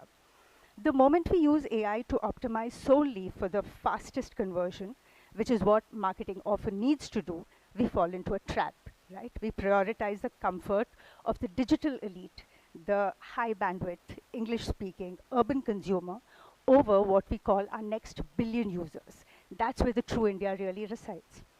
And that would be a strategic failure because it means our AI instinctively learns to ignore the friction of the rest of the market. The strategic omission that we have to make, or what we have to give up, is simple. We must give up the optimization that prioritizes the comfort of the digital elite over the strategic inclusion of the next billion. For example, can you use AI to generate that voice-first explanatory series in a low literacy region, or to simplify visuals for low bandwidth? Of course, yes, right? Can we deliberately design campaigns for high friction access, even if the cost per lead is temporarily higher? Of course we can. And when we do that, we are strategically sacrificing what we call short-term digital elitism to achieve scalable, future-proof access, which is where we'll find true value delivery. The second pillar is about omitting the opaque data, which we could call the trust imperative, right? And you spoke about this just a while ago. Our second omission addresses the matter of trust because our market data reflects historical societal bias. There's no going away from that. Now, if we inject AI into that data and tell it to maximize efficiency, it naturally will amplify that bias. It learns to exclude demographics which seem harder to convert, even if the long-term goals could be higher. And the strategic omission that we have to make here is non-negotiable. We must omit blind trust in any black box targeting data, no matter how tempting it might be. And here's an example of how one would do that. Say a fintech platform that's aiming for inclusion. It must choose to strategically omit any model that cannot be transparently audited for fairness. We need what's called explainable AI to challenge any algorithm's decisions, right? The friction we create, this purposeful slowing down of deployment, is essential for building trust. And that's when we use AI to challenge bias, not to confirm it, which is the danger that we all run. The third pillar, and the last one for today, is omitting last click logic, or what I call the growth imperative, right? Now, anybody who works in digital marketing would know what this is. And I think it is really the biggest strategic failure in modern AI-led marketing today. The convenience of hyper-personalization, as romantic as it sounds, is dangerously collapsing the marketing function into sales. Now, marketing is a beautiful science. It's strategy, it's human behavior, and it's storytelling. It is a precursor to sales. It's not sales by itself. And when we let AI optimize exclusively for the checkout, right, that most attractive thing that we want everybody to click on, we ignore one fundamental truth, which is brands grow because a large base of light users may choose to buy us occasionally, not every time they choose that category, right? And therefore, our goal needs to be to create broad mental and physical availability. Now, global marketing leaders are already waking up to this. A recently McKinsey report, in fact, confirms that CMOs are rediscovering their brand. That brand is not a relic. It's a bedrock of resilience and long-term growth. They cite branding once again as their #1 priority after many years of us not having seen that, right? The ultimate strategic omission here would be to give up the ambition to optimize exclusively for the short-term last-click conversions. And alternately, what is it that we can do? Can we use AI to optimize our marketing investments, not for the cheapest conversion, but for maximum exposure of our most distinctive brand assets? think of the iconic tune, the colors, the graphics, the core value proposition across the widest possible audience. And when we do that, we are choosing strategically to omit the race to the bottom on short-term CPAs and choosing instead to invest in the long-term scalable asset of mental availability for the entire market. The age of AI abundance, of course, gives us immense power, right? When I saw the topic first, my initial reaction was to say, okay, what all can we do with it? But then as I began to think about how I would structure my topic, I realized that given the strategic role that marketeers play, that an institution like MICA prepares us for, we need to provide the human context and the guardrails. As humans, we must apply the discipline of strategic omission, right? So the three things I spoke about omitting: we omit digital elitism to ensure local access, we omit the black box of data to build public trust, and we omit the last click logic to prioritize long-term brand growth based on the science of marketing. We have the tools, but the future of responsible AI in marketing really belongs to the leaders who have their context clear and their fundamentals stable. And the courage to look at the most powerful technology in the world and say, we will not use you to accelerate a broken process. So I want to leave you all with this final strategic challenge today. What is the most efficient, seductive, and ultimately destructive thing that your AI could do right now? And how do we build the systems and the strategic clarity that will ensure we omit exactly that? Right? Omit that in the interest of long-term success for our customers, our brands, and perhaps our personal careers as well. Thank you.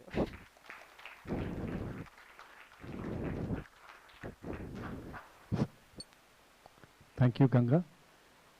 Our last speaker for this block is Mr. Vivek Ganotra. He is the co-founder of Centisum, a leading AI company that is reshaping the industry in the voice of customer space.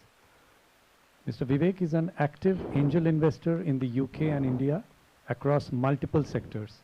He also holds non-executive roles at a few leading educational institutions in the UK. He has held several executive roles over the last 30 years, most recently as the CEO of a global e-commerce and logistics business based in UK, and also as the Chief Customer Officer at Salesforce UK, and the Global CIO of BAT. He will be delving on the topic AI as the next creative partner for marketeers. Over to you.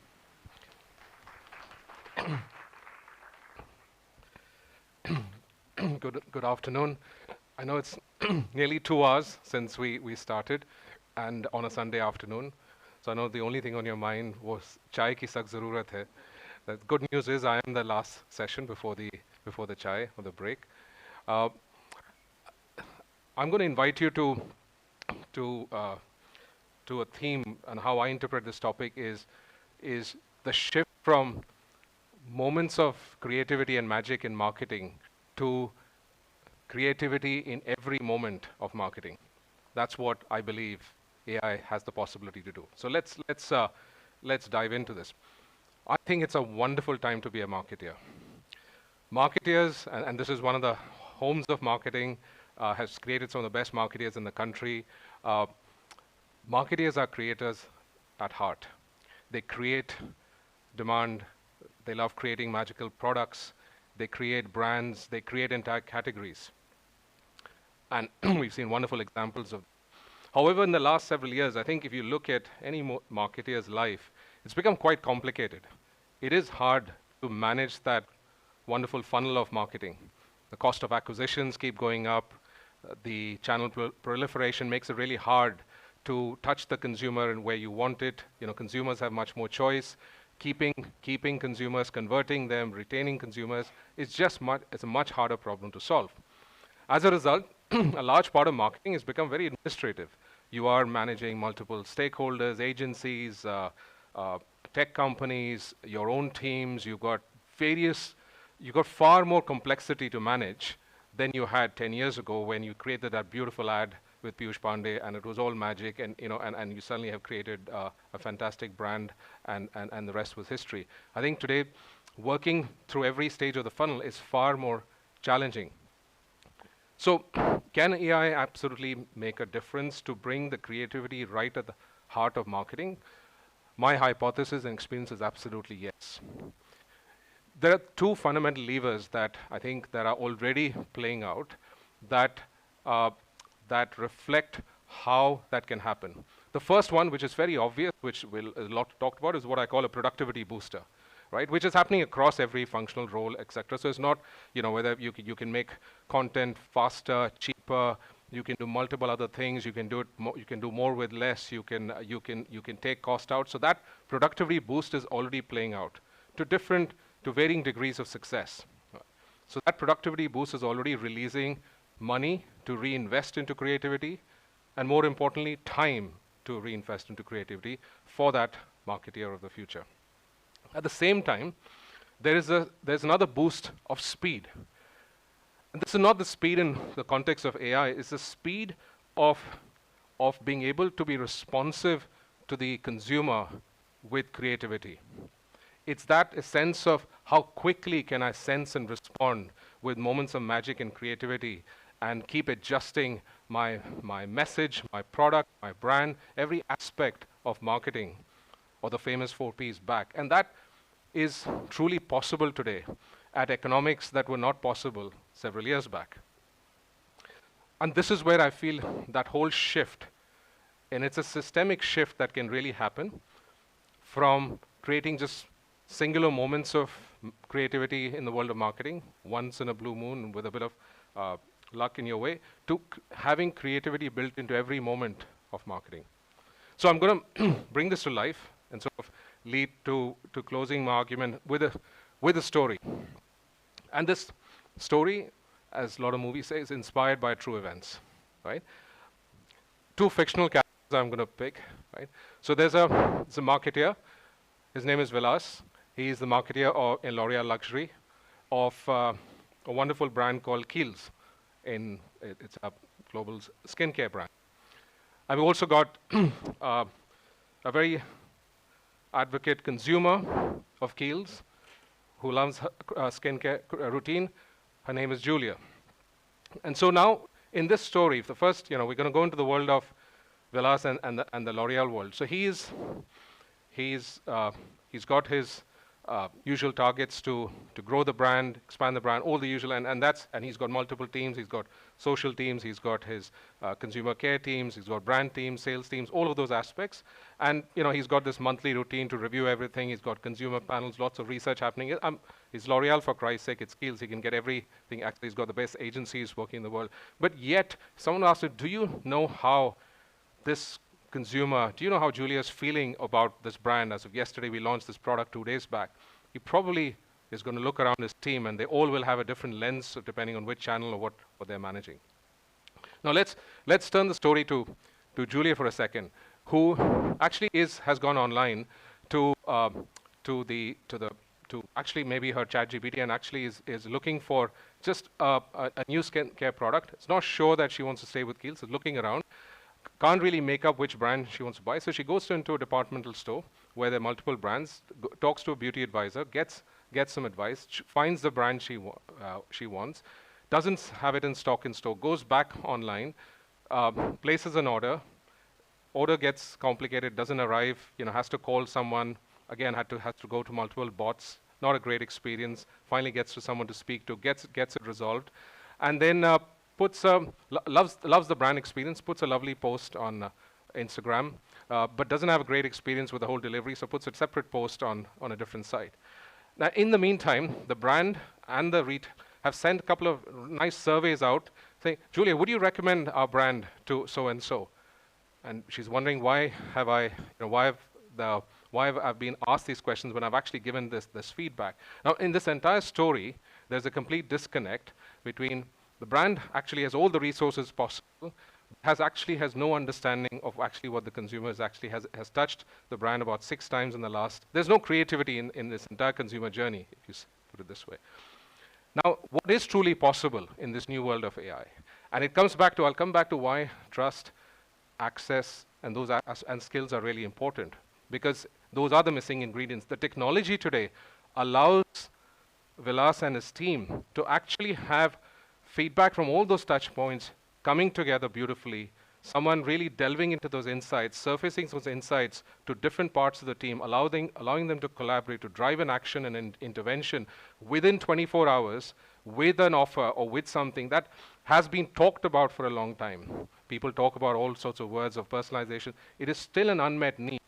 And this is where I feel if the right skills and access is allowed by Vilas to his team, about allowing a level of collaboration, of access of that information. As I said, it's no longer an information fight because that information is truly accessible. Those insights are really available, but making it accessible with the right skills to interpret that information, to take action, and empowering that decision back to the front lines in the channels is where magic happens, is where creativity and marketing can be brought back to in the moment, every moment. So I conclude by saying that I think there is a really fundamental, and I'll tie it back to Vilas's comments. I think back to the world of, and I'm talking to the good old boring world of enterprises and stuff, not about wider society. But even in the world of enterprises, one of the biggest unlocks is that you can, if you can think about reimagining a completely new system of marketing and bringing creativity right at the heart of every moment of marketing, using the tools that are available, provided you actually put your emphasis on the right level of skills with a level of internal trust, which is often broken, and a level of access into the organization. Thank you very much.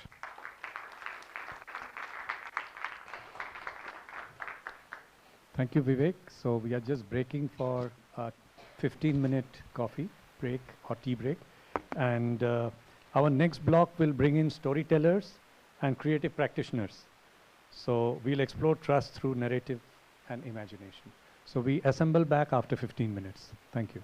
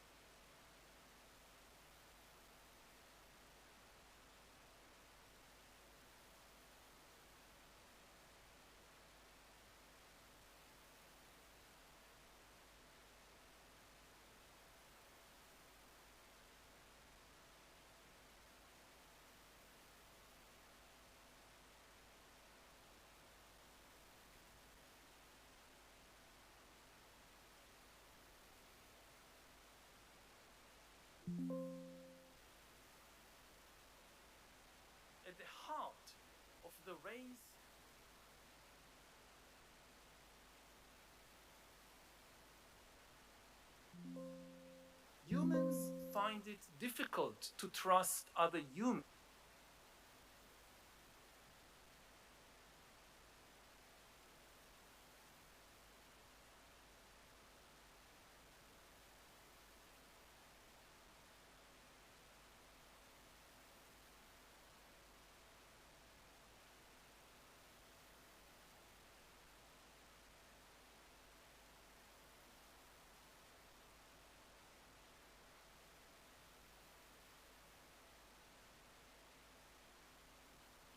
Testing.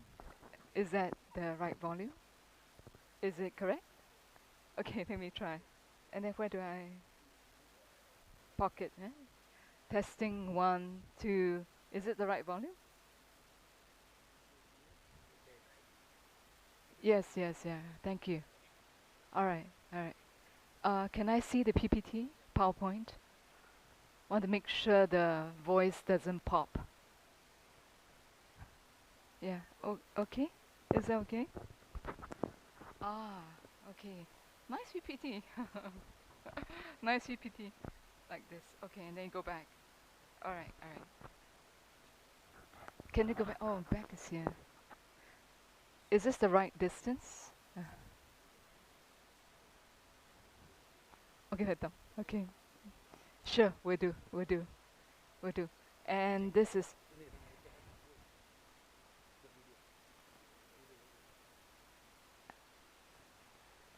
the video is here. At the heart of the race to develop super intelligent AI, there is a paradox of trust. Okay. Humans find it difficult to trust. Okay. There's a last video as well. That's right. Can I be heard? Can I be heard? Thank you. This one is quite quaint. IMD's experts came. Okay. You will play or I play? I play by pressing.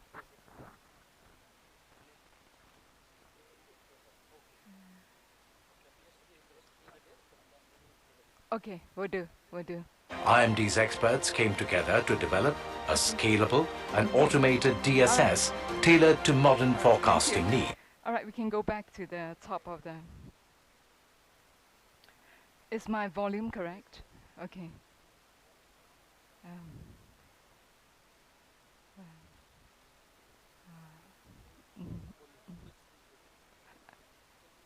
Can you hear me at the back? Testing 1, 2, 3, 4. Thank you. All right. Do I need to switch off the mic or yeah? And then it's here.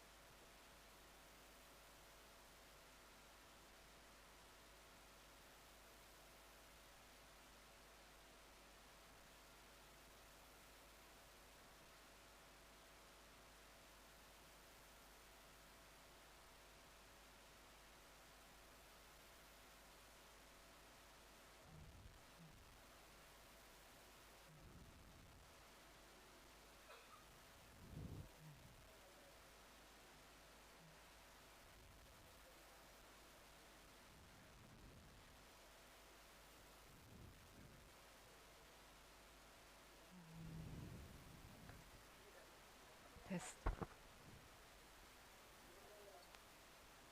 Testing 1, 2, 3, 4. Is it working? Oh, okay, thank you. All right. Thank you.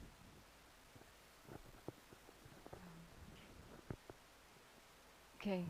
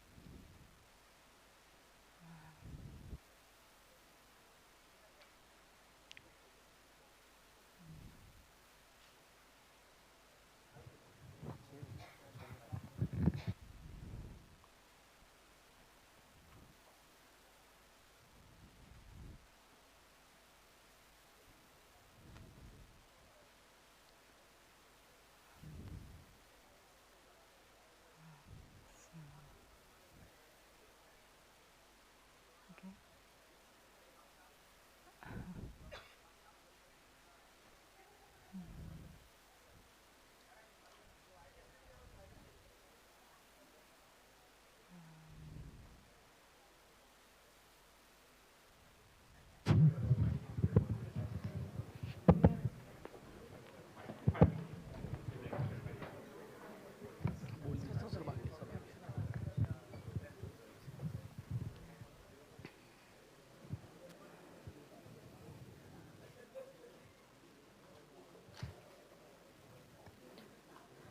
Okay, so we are starting in 2 minutes.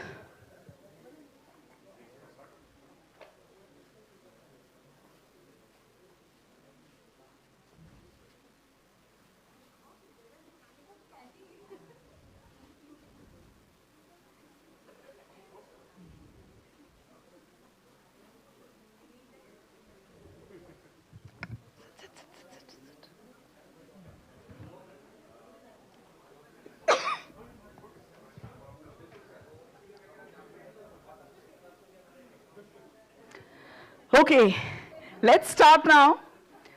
Welcome back. We'll wait for people to come in. Till then, I'll just give you a quick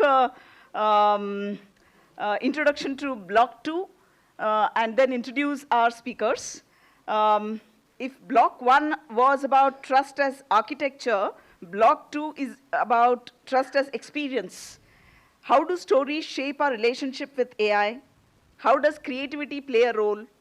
So these are the questions that the three speakers will address. Let's begin with the first speaker. She's already here, Ms. Suk Suk Tan. I'll quickly introduce her. Ms. Tan Suk Suk is a filmmaker, innovator, and entrepreneur whose work explores the intersection of human stories, social change, and technology. She's a co-author of AI for Humanity, Building a Sustainable AI for the Future, Wiley 2024, an interdisciplinary exploration of the future of AI. She's a celebrated visual storyteller. Her Beijing projects include Humans of Beijing and Beijing City in Time, blend photography, literature, and urban memory. For me, it's right now complex, but it's lovely, fascinating. I'm wanting to hear you. Her documentary, Twittermentary, pioneered crowdsourcing filmmaking through social media and is taught as a case study on innovation globally.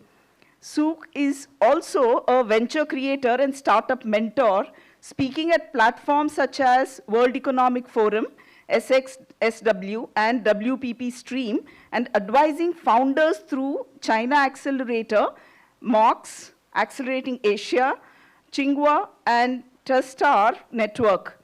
She previously founded social video platform Kinetic One in China and worked as an award-winning executive producer for Discovery Channel Asia. So today she's going to talk about telling the AI story, building trust through narratives. Over to you. Good afternoon. Thanks for coming back from coffee. I wanted to tell you a little funny story about my headshot with the glasses. I don't wear glasses. And I did that just for fun when Nano Banana came out and just say put glasses on her. And I put it on LinkedIn. And then I think it's Indranil put it in the poster for my last talk at the AMA. And now everyone around the world thinks I wear glasses. Right. I was trying to look cool. So that's why. Thanks for a very generous introduction just now. As you can tell, I'm quite old with such a long career. I often joke that I'm a recovering TV producer. You know, TV, remember TV? That box that you used to have in your home, and every evening the family has to sit down and stare at it for a certain number of hours. I used to work in TV, which tells you how old I am.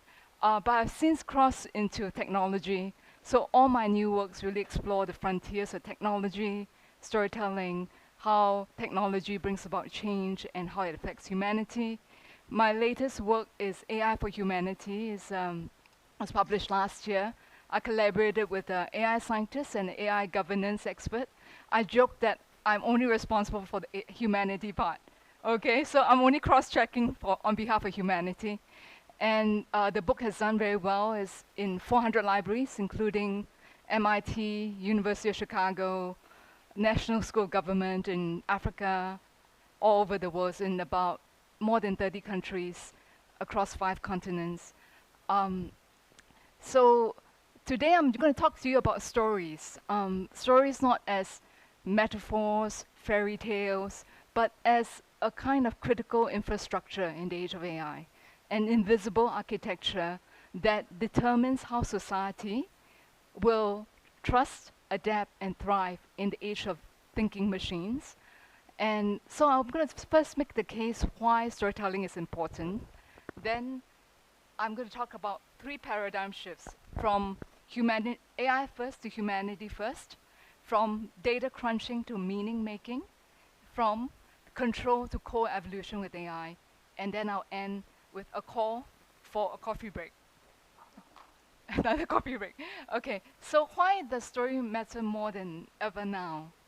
I think there are broad trends, right? You have the age of agentic AI that we hear about. It's still quite early days, but we are adapting to a world where machines might initiate action, right? So that's coming. The other thing is that we have this question of digital sovereignty. A lot of these AI models that determine our worldview are not owned by us, right? They are owned by platforms, companies, etc. And digital sovereignty has become a question of national security. So you see countries announcing their own AI models. Sovereign AI has become a term. So the other thing that's very pertinent is that this information travels faster than the truth. There's an MIT professor who wrote a book called The Hype Machine, and he says that it takes the true news. Okay, this information travels 6 or 7 times faster than the real facts because they're novel, they're entertaining, you click on them, you share with your friends. So when the truth becomes contested, narratives becomes a form of trust infrastructure. You've heard this story, I think especially in India. You have a WhatsApp call, a familiar voice, an emergency, please send money now. So in 2024, the NDTV year-end report was talking about this surge of cybercrime, where alarmingly, they are being augmented by AI, right? The AI voice cloning, the scams, the deep fake video. In China, they even have stories of face swapping, right? They can even simulate the entire Zoom team call. You have an entire team that's actually all deep fake. So when what is real can be simulated and manufactured so cheaply at scale, trust is really the true scarce resource. So, and AI has become a strategic flashpoint. I wanted to share with you this clip. How many of you have heard of Yuval Harari Noah? I can't pronounce his name. Noah Harari. Okay, sorry. But he gave this talk recently where he talked about the paradox of trust, which is that we are having increasing trouble trusting one another, other human beings. But we happily trust this super intelligent AI. We buy into this narrative that AI will fix everything on our behalf. So let's hear from him. Yep. At the heart of the race to develop super intelligent AI, there is a paradox of trust. Humans find it difficult to trust other humans, but some of us nevertheless believe that we should trust the AIs. When I travel around the world and meet the people who lead the development of AI, I routinely ask them two questions. First, I ask, why are they moving so fast despite the huge risks? And the response almost all of them give is, we agree that there are big dangers and it would be best to proceed with care and invest more in safety. However, if we slow down while our competitors don't slow down, they will win the AI race and the world will be dominated by the most ruthless people. We cannot trust our human competitors, so we must move as fast as possible. Then I ask the second question. Do you think you could trust the super intelligent AIs that you are developing? And the same people who just told me that they cannot trust their human competitors now assure me that they can trust the super intelligent AIs they are developing. And this is such a paradox. So it is a paradox in terms of trust. I think that to escape from this trap, we need to make three paradigm shifts. The first one is from AI first to humanity first. And this is a table from my book. And it's really about, we advocate for a paradigm shift from AI as usual to AI for humanity. There are really two stories we can tell about AI. One is a story of fear, which is AI as usual. AI is going to become smarter, bigger, faster. We have to compete, we have to race towards super intelligent AI. The other one is a story of hope or story of trust, right? And so in this story of fear, it's about efficiency, optimization. Technology is a hero. AI is a hero, not us. In this story of hope and trust, people are the protagonist. Values are the guardrails, and dignity is the design principle. So I think that's the first paradigm shift we have to make, from AI first to humanity first. I think I very much resonate with Dr. Vilas. Am I supposed to call Dr. Dar? Okay. So I think what we need to make sure is that we are the protagonists and we put forward this alternative narrative frame and reclaim a sense of agency. One case I like is Estonia. Estonia is a very small country. I come from Singapore, also a very small country. And it's known to be one of the most digital countries in the world, digital governments in the world. But they have this idea of KRAT, K-R-A-T-T, which is from their folklore, where AI for them is a KRAT, which is a helper, a useful, fast, helpful, but a servant, a helper. And their digital service is called bureaucrat, which means that it's a digital service across different agencies and departments, but they have a principle, which is that every AI system has to have a human person, human official accountable. And I think that that makes a lot of sense, doesn't it? Which is that you cannot have responsible AI if you have no responsible human. So I think that it's really one of the world's most digital nations putting humans first and firmly in charge. The second paradigm shift I want to talk about is really shifting from data crunching to meaning making. We all talk about data, we worry about we're running out of data, but we seldom talk about making meaning, because meaning is what holds us together, whether it's as a community, as a country, as a human race, as a planet. And what we find is that AI can see and spot patterns, but only humans can see the people and make the meaning, I think. Just want to share this case in the UK. It's very famous. It's called Ofqual scandal. During COVID, exams were cancelled.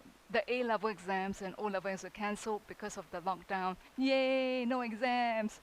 And then that's the response of the students. And then people became dismayed and then angry because an algorithm was assigning the grade based on their mock exam results and the school history. And a lot of the grades were downgraded.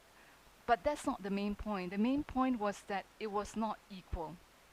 That the higher performing students who come from schools in poorer areas had more downgrading because there were bias and assumptions in the algorithm that were replicating socio-economic inequalities.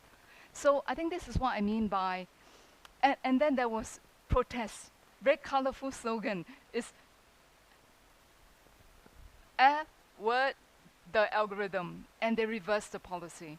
So I think it's always important to make meaning and to have human-centered narratives when we interpret data. So that's the second point, rather than to have this infatuation with just having objective data points. And the third paradigm shift I want to talk about is really about, instead of control and dominance, to talk about co-evolution of this whole idea of human AI intelligence co-evolving, making each other better, I think is a very important thing. In the book, we talk about human AI symbiotic intelligence. It's called HASI, because we're too lazy to say the whole word. It's this whole idea that intelligence can co-evolve. And when I was working on the book, every day I wake up and look at this diagram, and it gives me hope. This is not from our book, it's from the Stanford Digital Economy Lab. And it basically makes the case that most of the time we're talking about these two circles here. Most of the AI is being invested in automating a subset of what humans can do. And it is what Daron Aksamoto, he won the Nobel for economics in 2024, says social automation. It's not even great automation, it's mediocre automation, but hey, at least the machines won't protest, they cannot join unions, they will not fall sick, right? But what we need to do is actually make a paradigm shift to this blank space of human with AI. You need to shift from human versus AI to human with AI, and the new tasks, the new jobs, the new frontier of possibilities that become possible. Human with AI, that neither humans nor AI on their own can make happen. So this is what gives me hope. And I'm a student of Chinese art and literature, and in Chinese ink painting, the blank space is just as important as the ink, because the negative space constructs meaning, co-creates a meaning with the positive space. So we have this idea of Liu Bai, exploring the blank spaces. And I want to call on all of us to explore the blank space of human with AI together, because I think that's still very underexplored. Instead of just automating, instead of competing with AI, to think about what new things, what new jobs, what new possibilities can be created. And this is from the cover of the book, and it's also this whole idea of symbiosis, human and machine intelligence co-evolving. And I want to share one thing, which is I don't come to India often, but I have something to share with you all, which is that I love the Indian national anthem. And the reason why I love the Indian national anthem is because the lyrics are written by a poet, Tagore. I own the CD for the 50th anniversary of National Day with 50 renditions of the national anthem from North and South. And it has a cassette recording of Tagore singing the national anthem. And the reason why I share that with you is because I wrote a book called AI for Humanity. And it's really in India that the scale of that humanity hits me. And the first time I was on MICA campus last October, I sat in the guest room if I may, and watch a video of the Jana Gana Mana. And I felt very moved because I felt that this is the scale of the humanity challenges that we have to tackle. And I want to share a story from India, which is the Indian Meteorological Department. And they have this early warning system, which is called multi-hazard early decision system or something. And it's a very good story of human AI symbiosis because the models predict. The machine learning models, together they have the live data, satellite images, on-the-ground sensors, they predict. But humans interpret, right? Because the human forecasters are not replaced, because they are the ones who can make sense and judge and validate, does this output make sense? And they have to ask, translate the impact. What does this mean for this district, this community, this terrain, because of the vast and diverse geography across India? And very important thing is, AI does not save lives. Only humans save other lives. You have, communities have to act. You have to have the final mile where people take the early warning, deliver it in multiple languages, in the apps that people use, and you have all these intermediaries who will go into communities and warn people to evacuate. And I'm going to play you this clip, which I'm very fond of because I'm a recovering TV producer. It's not made by me. It's made by the department, but it's very 1990s, 2000 television, and reminds me when I was a young woman making the same kind of TV. It talks about this system. IMD's experts came together to develop a scalable and automated DSS tailored to modern forecasting needs. After detailed planning and prototyping, the multi-hazard early warning decision support system was born. The DSS aimed to create a centralized WebGIS-based platform that could integrate real-time observational and forecast data. The IMD team, led by Dr. M. Mohapatra, Director General Meteorology, indigenously developed GIS-enabled DSS using open-source technologies, thus reducing costs dramatically. Every feature was designed with the end user, including the weather forecaster, disaster manager, socioeconomic sectors, and the people in mind. Once implemented, the time for data processing and warning preparation was halved from 6 to 3 hours, and the forecast accuracy improved by 20%.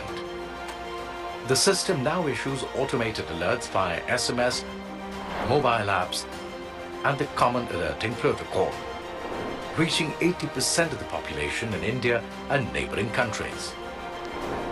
Today, it stands among the world's most advanced early warning platforms, exemplifying a people-centric, life-saving, technology-driven approach to disaster risk reduction and sustainable development. Isn't it a very cute video? Isn't it a very early 2000s television kind of video? It's now nostalgia for me. This system has real impact. It's able to reduce casualties. So 2023, there was a cyclone that hit the Gujarat coast. There were 0 casualties. And the thing about this is really that the system keeps evolving and improving with every run. The AI models improve based on the feedback and validation. But very importantly, the human playbook improves in terms of how the forecasters work with the output and predictions and how the communities activate. So that's a heartwarming story. And I just want to have kind of sum up by sharing how 3 calls to action. First, to author humanity into our AI system, to restore meaning to data, to always see the people and the human lives behind the data, and to co-evolve responsibly with AI. I feel that the call to action is not to make smarter machines, but become better human beings as individuals and as a collective. And I feel that there is no AI story, there's only the human story. And trust is a narrative we build together, story by story, moment by moment. let's co-author a future that remains deeply human. Thank you. Thank you. Yeah. Oh, clicker. Who needs the clicker? Thank you. So our next speaker is Professor Hamani Siganporia. Dr. Siganporia is a cultural historian and semiotician with a PhD in social history from Sept University. Her work explores the intersections of history, culture, and identity, focusing on social reform movements in modern India, particularly Western India, in the late 19th century, alongside Gandhi studies, gender dynamics, and eco-philosophy. Her talk is titled The Human Imprint, Creativity in the AI-Generated World. Harmony. Thank you. Hello, and thank you for being here. I know it's been a long day for a lot of you.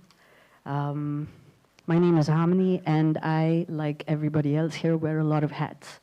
I teach at MICA, I write, and I walk a good deal. Over the last few years, walking has become a little bit my method. It's how I know the world, and it's how the world knows me.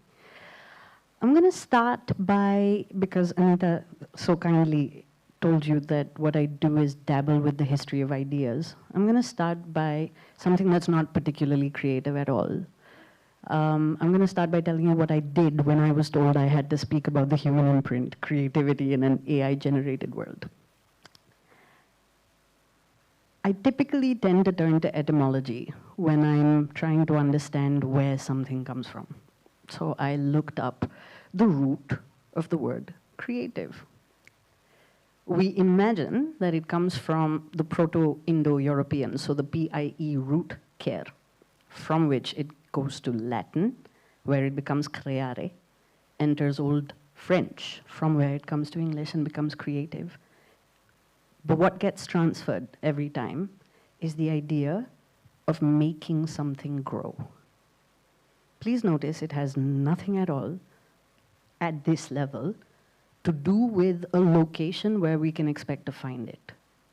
There's nothing in the definition to suggest that it is the arts and humanities alone that have any kind of a claim on that which we call creative.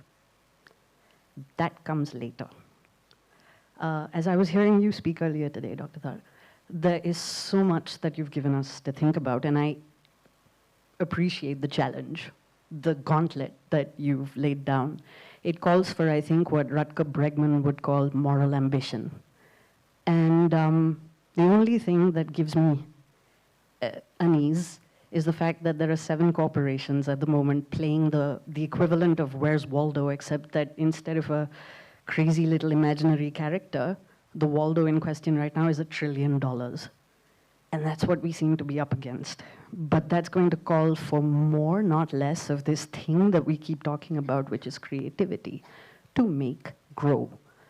What I'm arguing today is that, oh God, I'm such an academic, what I'm arguing today. No, what I'm talking to you about today is effectively the fact that I think that what we call creativity is almost hard-coded into evolution. Creativity is not the preserve of human beings, but it is something that is manifest in us because we are a part of nature, not apart from nature. What I mean by this is, it's an incredibly creative act, to my mind, to watch lightning create friction and wildfire and learn how to harness that into something that's going to give us calorific intake. I think it is a deeply creative thing for a bone to be broken and for someone to turn and suggest, no, we don't need to leave you behind. We'll fix this bone and take you with us. This is not me, I wish it were, but it's Margaret Mead, right? The anthropologist who said the marker of civilization is when we find in the archaeological record the first healed bone. And I think that's wildly creative. You know, Aristotle is as much a botanist as he is a rhetorician. Da Vinci is an engineer as much as he is an artist. You see where I'm going with this. So I don't think it's until the Enlightenment in the 17th century, and it's a term that I don't like at all, but I don't think it's until the 17th century that we begin to reduce the complexity of this world into silos, small, bite-sized disciplines. And this actually brings me back home to MICA. When this became really real for me was actually in a metaphors and narratives class, the first time or the second time that I was ever teaching it here many years ago. I asked my students, when do you think the sciences and the humanities parted ways? And the answer I expected was the Enlightenment, but the one that I got was better. Young Pratap Kaul raises his hand and he goes, "Ma'am, in class 10. And he wasn't wrong. It's a reminder that since the Enlightenment, we haven't looked at all of learning as if it were our playground. We haven't made those ginormous leaps. We haven't been able to synthesize. We haven't been able to pull things together. And while I love the scientific method, what I am not a fan of is scientism or the overreach of that method. By which I mean, science is fantastic as a method at breaking things down into its constituent elements, but as Levi-Strauss reminds us, it's not fantastic at putting it all back together again. When you have a fractured world, ultimately it brings us to what a philosopher I absolutely adore called Byung-Chul Han calls the crisis of narration. We live in a space and time of story selling, not storytelling. And I understand that it's rich for me to say that on a stage at MICA, where we talk about marketing, among so many other things. But what I am suggesting is that in a world that is this schismatic, that is this fractured, we need to deeply ask ourselves what it might mean to be able to tell creatively a narrative that stitches this world back together. Do I think the answers are going to come from AI? That's not a word that's not a term you've heard me use yet. I've asked Anita I still have a few minutes? Okay, this is good, because I've learned from experience in my classroom that I can waffle on endlessly, so I have asked for a time check. But the reason you haven't heard me talk about AI yet is because everything that I've been outlining right now was effectively to get us to think about the term creative, perhaps a little bit more creatively than the cliches in which we've come to let it sit with us and in us. I was a little gobsmacked when I have many, many reservations about AI, which stem from a variety of sources, and I'm happy to get into those another time. But I have these reservations. However, to both challenge myself and my students to tell these new stories, I found that I could perhaps imagine a slightly kinder metaphor that allowed me to make sense of what it is that is happening right now. If I thought of AI as a bridge instead of a border or a barrier or a divider, perhaps liminal third spaces where newness can enter the world might be designed yet. Perhaps creativity today might look like something we tried in class just a couple of months ago, which is that I found an incredibly beautiful LLM called Ask Nature that has been designed by the Biomimicry Institute. It puts together 1,800 magnificent pieces of information about how the natural world operates. If you wanted to look for a solution to the problem of an urban heat island, for example, you could start by looking at how a termite mound is ventilated. You might start by looking at the exoskeleton of a scabbard beetle and its reflective capacities.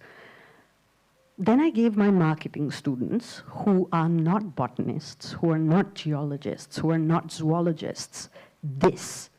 And I asked them to dream up a product for us that spoke to or attempted to tackle one of the very, very real world challenges that we're facing.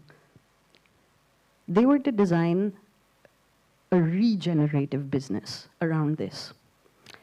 AI in this instance acted as a bridge, a tool which I'm comfortable with. We did not outsource the making or the making grow. That remained with us. But we had suddenly the ability to not become Renaissance people, I don't think, but to at least have a translator with us that allowed us to speak across disciplines. And we thought that that might be the beginning of making grow something new, perhaps even a little bit useful and worthwhile, which allowed us to address this crisis of narration that is upon us. So I'm going to stop there. Thank you very much.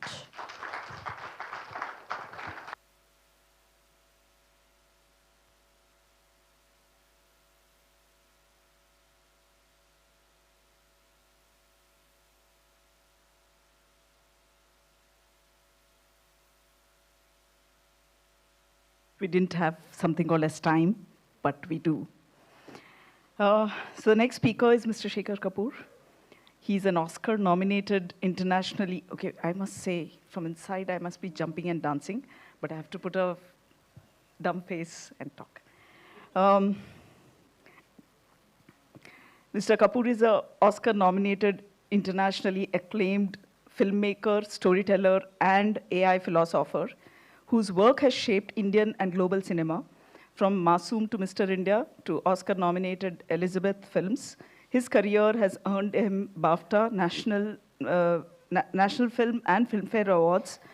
Beyond cinema, he has contributed to theater, academia, and governance, co-producing Bombay Dreams, serving on global boards, and lecturing at MIT. As president of FTII and a leading voice on AI's role in storytelling, he continues to influence the future of arts and technology. Honored with the Padma Shri in 2000 and Padma Bhushan in 2025, his legacy bridges creativity and innovation. So his title for the talk today is From Script to Screen, AI as a Creative Collaborator.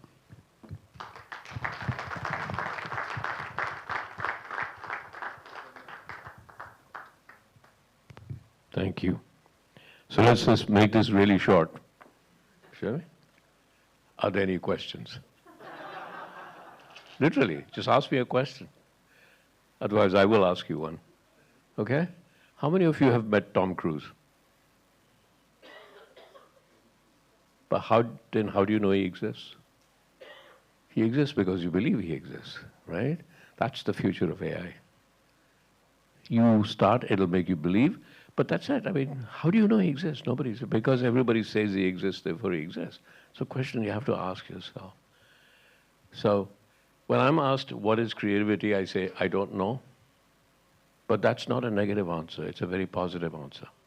Because if I say I don't know, then I have to find out. If I say I know, then why would Picasso paint the Guernica if he knew exactly what it was going to turn out? He only paints it because he doesn't know. I only become creative when I don't know. It's the most positive statement I ever found I can make. So my first interaction with AI was very funny. Everybody asked me to make a film that became very popular. How many of you have seen Mr. India? Oh, God. I am popular, right? Okay. So I was asked if I would make Mr. India 2. I said, no, I don't want to, but I'll help you develop it. So we had all these very expensive writers come and write the plots, 4-page, 5-page. So one day my cook and my attendant came to me, sir, I've also made, Hindi, okay, I'll say it in English. I've also made a plot for Mr. India 2. I said, oh, really? Now I have a choice. I get bad food or I read it. I read it. It was the best one. So I said, how did you write this? Where did it come from? I think he's here somewhere. Nilesh, are you here? He ran away. Oh, there he is, sitting at the back. So I'm going to ask him to tell you how he got that. How did he write that plot? Nilesh, उठ जा. कहाँ से मिला तुझे plot? ChatGPT. So this was 7 months ago. I think we were ChatGPT 2 at that time. So how does ChatGPT know how to write the plot? How did it even know about Mr. India? And I remember at that time, ChatGPT could not read video. It could only read text. I just went through. Of course, I went through. Now, all of us watch series, right? We get addicted. Let's say Game of Thrones. Why do you go back to Game of Thrones? You go back because you know the characters. Suddenly there were different characters in the next episode, you won't watch it. You know the nature of the characters. You have been attracted to and you are addicted to the nature of those characters. You know the nature of the protagonist and the antagonist in the storytelling. You know that. That's why you go back. You want to see the conflict. How does that conflict resolve? Conflict resolution is the fundamental idea of storytelling. And then there's so much you know. Now suddenly I say, okay, that lady in this doesn't exist anymore, or that protagonist, antagonist does not exist. Would you watch it? No. What is ChatGPT doing? It is going on to your inertia. That's our biggest issue. The inertia of sitting in a chair going, oh, comfortably, and I'm going to watch my hours, and I'm going to watch Game of Thrones again. It's an inertia. I don't want you to change the characters. I don't want you to change the actor. I don't want to change the fundamental plot. I don't want to change the fundamental nature of the conflict between the antagonist and the protagonist. All of that is our inertia. Not. It's not. So how easy is it for AI to pick that up? So the biggest challenge to me in AI is human inertia. As long as we have this inertia, I can call it laziness, I can call it whatever you like. It is us, our inherent ideas that, oh God, give me something, solve this for me, solve this for me.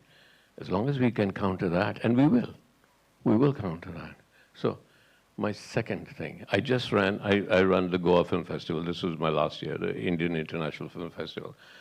And this year, I decided that we'll put an AI film competition. So here's what we did. We said, we will give you a topic, and within 48 hours, you have to give us a film, 48 hours, and you can only use AI. Right? That's it. They had 48 hours to make a film, give it to us, and then a competition. Worldwide, people came in, they were there, and we checked that it was only AI that we're using. And they had a maximum of 2 minutes. Now, in that 2 minutes, I saw films that made me cry. Just AI. Using AI. Music was AI. Everything was AI. And characters. Men, women, boys, girls, children. In 48 hours, they created that. So how soon is it? Now, I believed it. I believed it because I believed the characters. Now, how easy is it going to be for AI to rule out Tom Cruise? To rule out Amitabh Bachchan, to rule out, if in 2 minutes somebody, and some of them were not professional filmmakers, can in 2 minutes convince me that this character exists. So, is that where we're going? You know, Dr. Har, you said something very interesting. It was a little thing that I picked on. You said, this whole thing about AI being taken over by the big way, it's a very well, actually we are seeing, most of us are seeing AI from the Western point of view. We're not seeing it from our point of view. It's been mentioned, but you mentioned this idea of these supplementary little companies. I see so many young companies coming up in India that are technology-driven, by people with technology. Oh, we're forming an AI company. I see they have the technology, they don't have the narrative. So they come to me and say, tell me how to tell a story. How do I tell a story? I said, listen, the only way we perceive the universe is through storytelling. You said lightning, right? Now, I look at that one point, somebody looked at lightning and said, what is it? Oh, it's God Indra giving down. Mythology developed because we needed to perceive the universe. And the only way we can describe this, or you, or me, or lightning, was make it mythic. And then we developed. So, here's another story. Right? Imagine that you are on a parachute, gliding down life. It's fine. You have little controls. If there's a storm, you press here or develop here, the parachute moves left, the parachute moves right, but you're okay, you know, gliding. And there's a storm every now and again, but you'll manage it. Right? And somebody says, hey, why didn't you look up and say, why would I look up? I don't need to look up. No, just look up. Look up. And you look up and you realize there's no parachute. There never was. And then you say, oh my God, I'm falling. And they say, look down. And I say, oh my God, I don't want to look down. I'll crash. And you look down and there's nothing to fall into. So You didn't have anything that you fell off. You don't have a parachute. You have nothing that fall down into. So you ask the fundamental question that AI will force us. We ask any time is, who am I? Right? Who am I is the fundamental. Whether it's the Buddhist or the Upanishads, who am I? Our idea of our own individuality is constantly in conflict with nature. I am an individual. Who am I? I'm Shekhar Kapoor. I'm an individual. But I look at a tree and I see a leaf fluttering. The leaf knows who the leaf is. The leaf knows it's connected to the branch. The branch knows it's connected to the tree. The tree knows it's connected to the soil. The soil knows that I am part of this, and the leaf knows that the day I say, you should cry for the leaf when it falls. Because when it's falling, it is actually serving its purpose. Was to fall, to go into the soil, to become part of the soil, to become part of the roots, and to become the tree again. Why can't I get that? Why can't I get that? It's not so resolving the AI, but I think these are the questions that will constantly come up. I'm a great believer in AI. Coming back to Dr. Dhar, what you said was interesting. I'll just take that and take questions.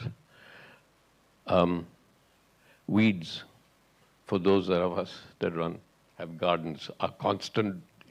How do I get all these weeds? They keep coming back. I want my grass to not be nice. I want my plants to grow. The weeds keep coming back. Here's my contention, that the weeds are forming their own ecosystem.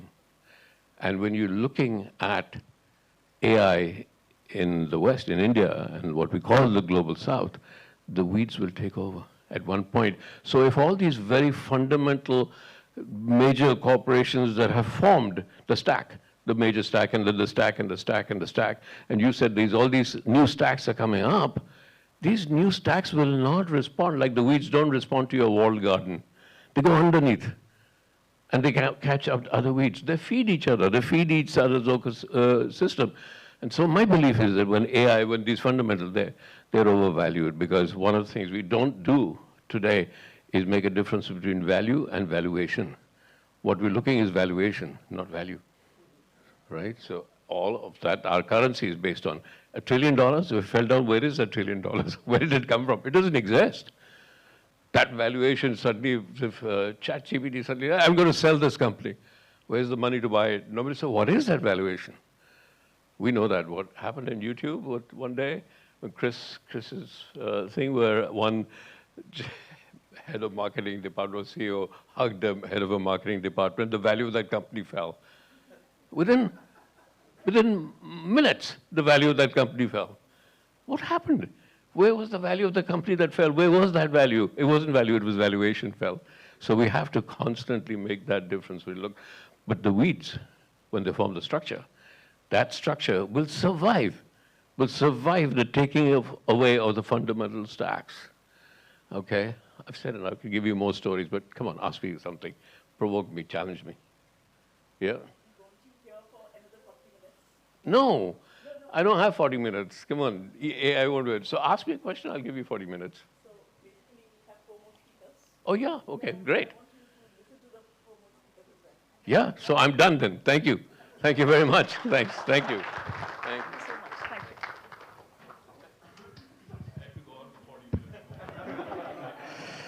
Thank you, sir. So now we start the final block, which is the trust felt now is acted upon, and we translate this into capability, into skills, into readiness. This last block will have 3 speakers. The first speaker is Professor Suresh Malodia. He brings over 18 years of diverse experience in spanning industry, consulting, and academia. And he has contributed to several institutions like ICFAI, UPES, Symbiosis Pune, and EDI Ahmedabad. His journey reflects a strong commitment to education, innovation, and leadership across multiple domains. He is going to touch upon the topic of bridging the AI skill gap from research labs to real-world readiness.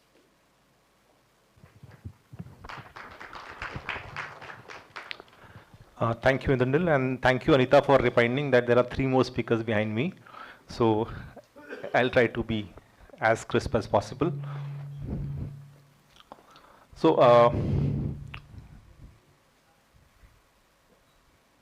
can you please show the PPT? Next, please. So I'll start with a small story. We all use Google Maps, right? And I also use Google Maps to figure out that which is the shortest route to my home. And invariably, the Google Maps will show me the shortest route to home, but I'll never use it. So I have figured out that when I'm coming to office, I have to use a different route, and when I go back, I have to use a different route. Why? Because when I go back, the shortest route is this. Yeah, it has crossroads which are not regulated. The route that I follow is actually this one, which is a little longer route. It has, I think, 5 or 6 red light traffic signals, and at each traffic signal there's a huge queue, but it's regulated. I know that 2 attempts, 3 attempts, I'll clear. So while the map is right, it is not always right, because the map knows the route, it doesn't know the city. It doesn't know the context. And that is where the human judgment comes into play. So AI know patterns, but we as humans only know the context. The Google Maps assume that people know the right of way, but when you are in Ahmedabad, only I have the right of way. Yeah.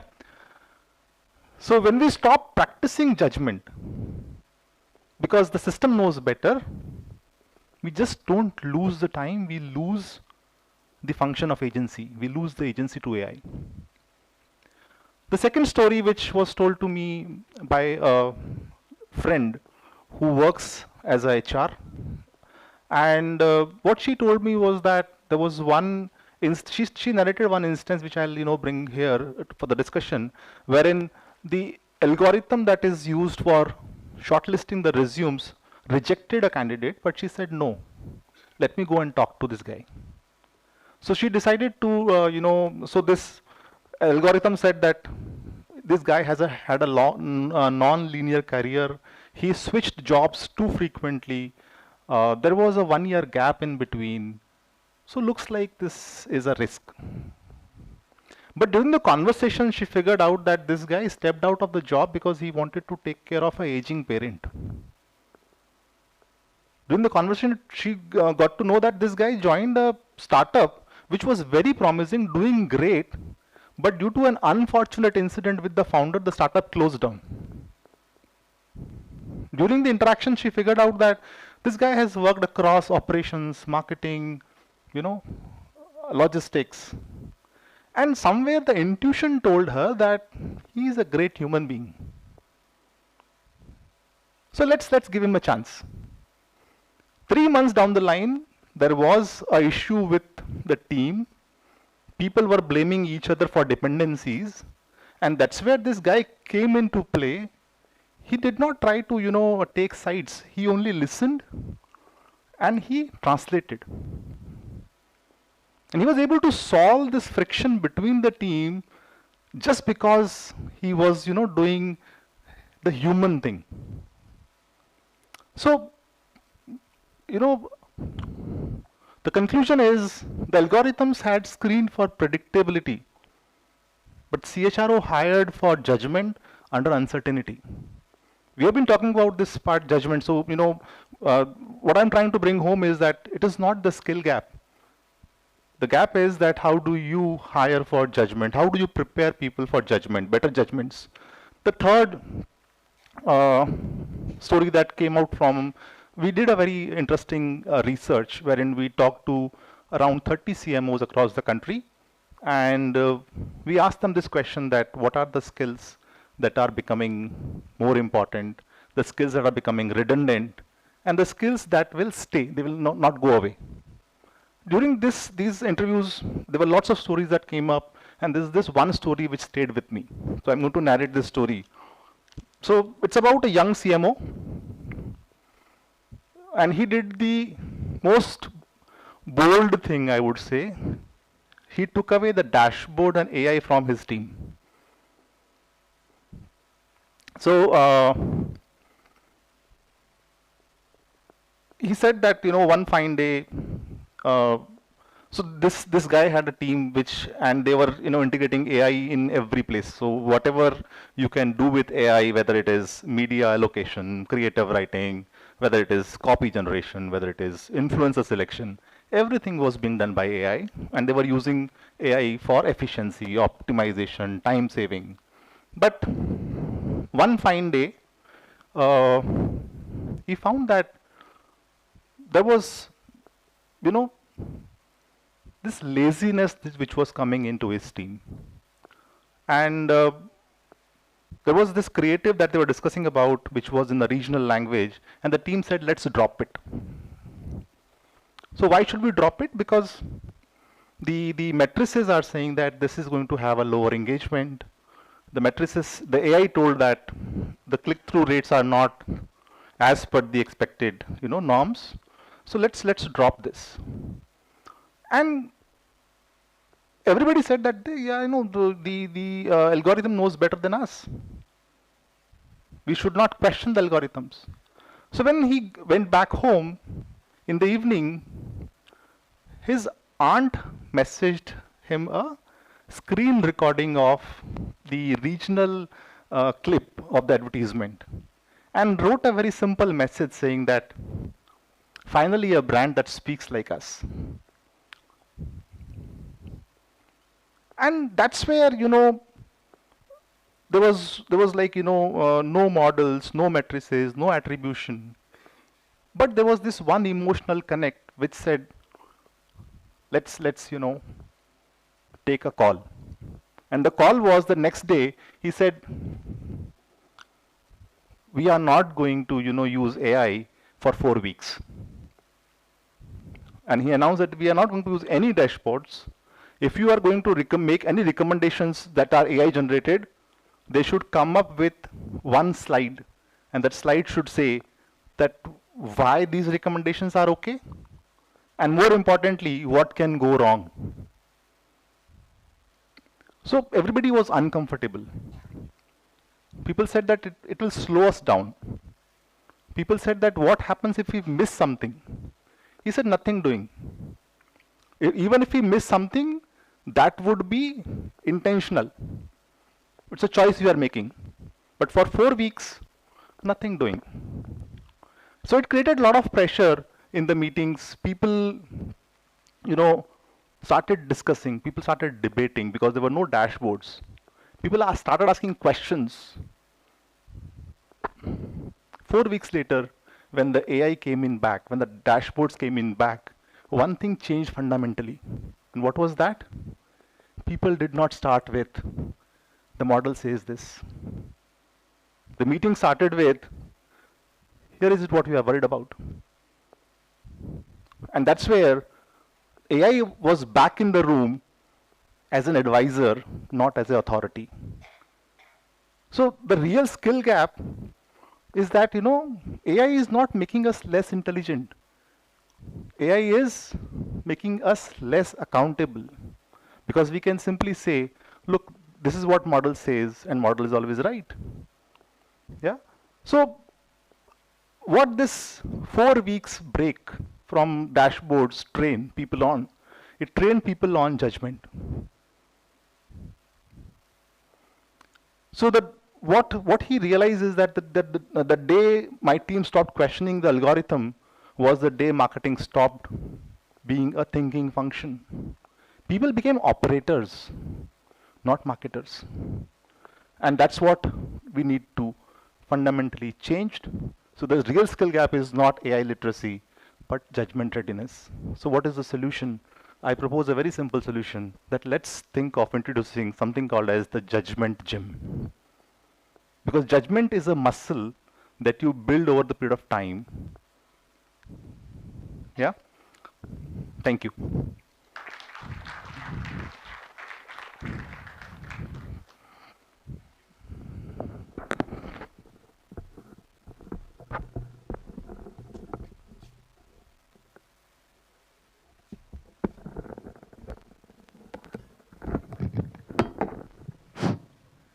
I now call upon Dr. Nirja Sharma. She has over 3 decades of HR leadership experience across industries, including finance, hospitality, IT, and manufacturing. She has held senior roles in multinational, private, and public sector organizations and has been deeply committed to mentoring young professionals, advancing sustainable CSR initiatives, and promoting learning and development in both corporate and academic settings. She will be delving on the topic Workforce 2.0, building AI-confident teams at scale.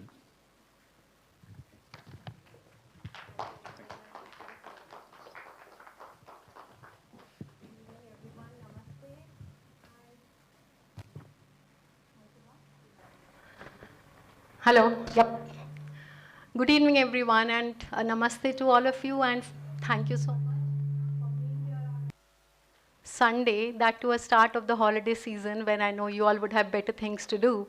So thank you so much for sitting, and as a speaker who's the penultimate speaker for the day before we load you with our questions, I'll try and keep it short, but I do have to touch upon certain imperatives before I talk about the practical strategies. And first and foremost, what I would like to share is the work landscape.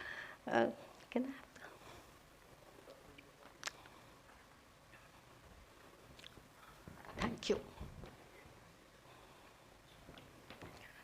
So let me take you to the report which was by the World Economic Forum and which talked about the total job growths and job losses.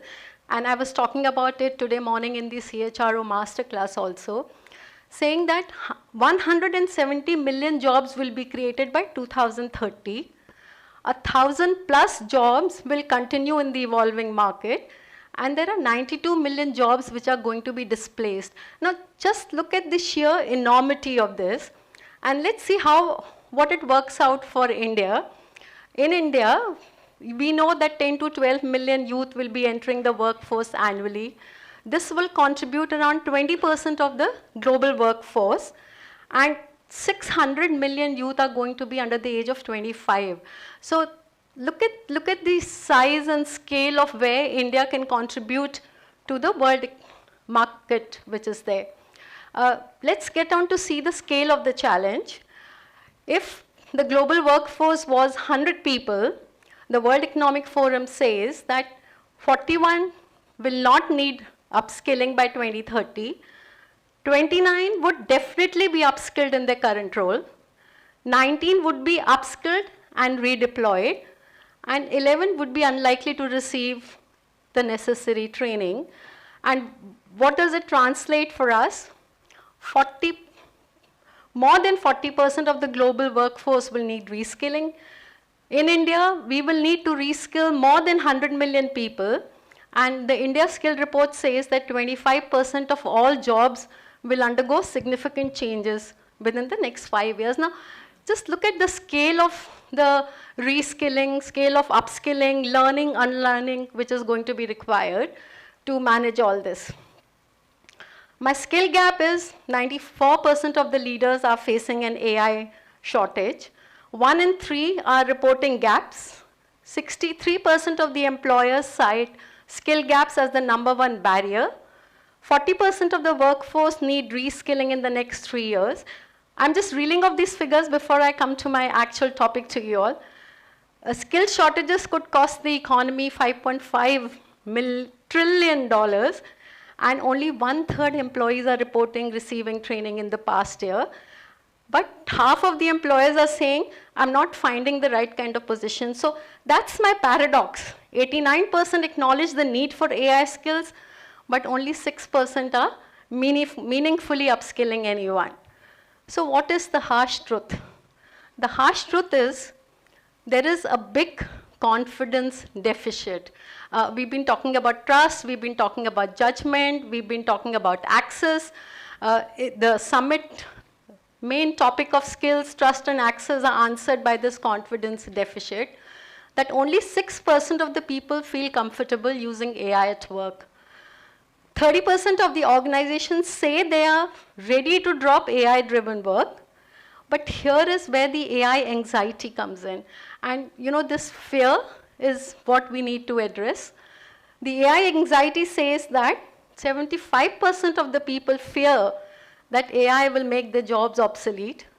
65% people are anxious that AI will replace their jobs specifically. And 25% of the workers also are worried that their jobs will be replaced. So what is the source of the fear?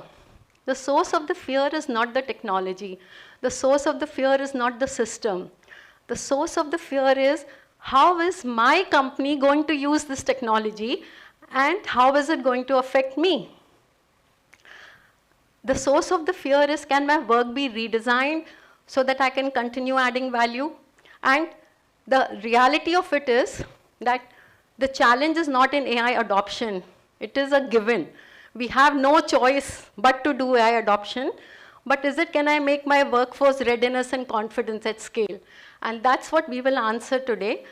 I will talk about certain myths which need to be broken and the paradigm shift that is required to break those myths. The myth number 1. We always think that training is equal to AI readiness. But we know that training alone will not answer this issue of the entire taking the people along and making sure that they're using the AI training which is being given to them. Because less than 25% of the people who are trained on AI are using AI on a daily basis. And anything that you don't, after training, if you don't use for the next 30 days, it has no meaning. You tend to forget it. So Workforce 2.0 that we're talking about is talking about managing volatility and not stability. The skills are changing so fast that I give a training program, and if a person hasn't used it, chances are that some of the training would have already become redundant by the time we give people that opportunity to use it. The second part is about confidence. Confidence is only going to come if there is repeated usage. It's not going to come from giving us the tools and the technology. Give me that opportunity so that I can use AI in my daily work. If you give me that as an employee, I'll be happy to contribute to this entire AI paradigm. And we have data which says that Indian firms who have embedded AI in the workflows are actually reporting an improvement in the productivity. So the point that I'm making here is that AI certification is not AI confidence. You can train as many people as you want on as many training programs, because training will give us awareness. Training will not give us value. What will give us value is giving me that opportunity to use, experiment, fail, relearn, and then learn again. And most trained employees don't change how they work, because that's the next myth which I'm going to talk about, because we don't redesign the work. So the paradigm shift is training is not AI readiness. Give usage, which beats all kind of certifications. Going on to the next myth, reskilling without redesigning. You remember when computers came and we used to do all those manual works, and then everything got automated, even the most inefficient workflows that we had were there. And then we used to question it's added no value at all. Why did I spend so much on getting high-powered computers with no value? Same thing is here if I do not redesign the work. And Suresh, in the study that he conducted, and I'll talk a little bit more about it, has talked about looking work as a workflow, not as just a task or a skill which has to be got. So if we are talking about upskilling and all, right now there are 60% of organizations who are doing reskilling without redesigning jobs. Even though we know that 40% of the repetitive work can be automated by relooking at the workflows. So let us stop asking, what skills do we need to teach? Can we ask, what work should humans stop doing, and then make the workflow and see the impact of that?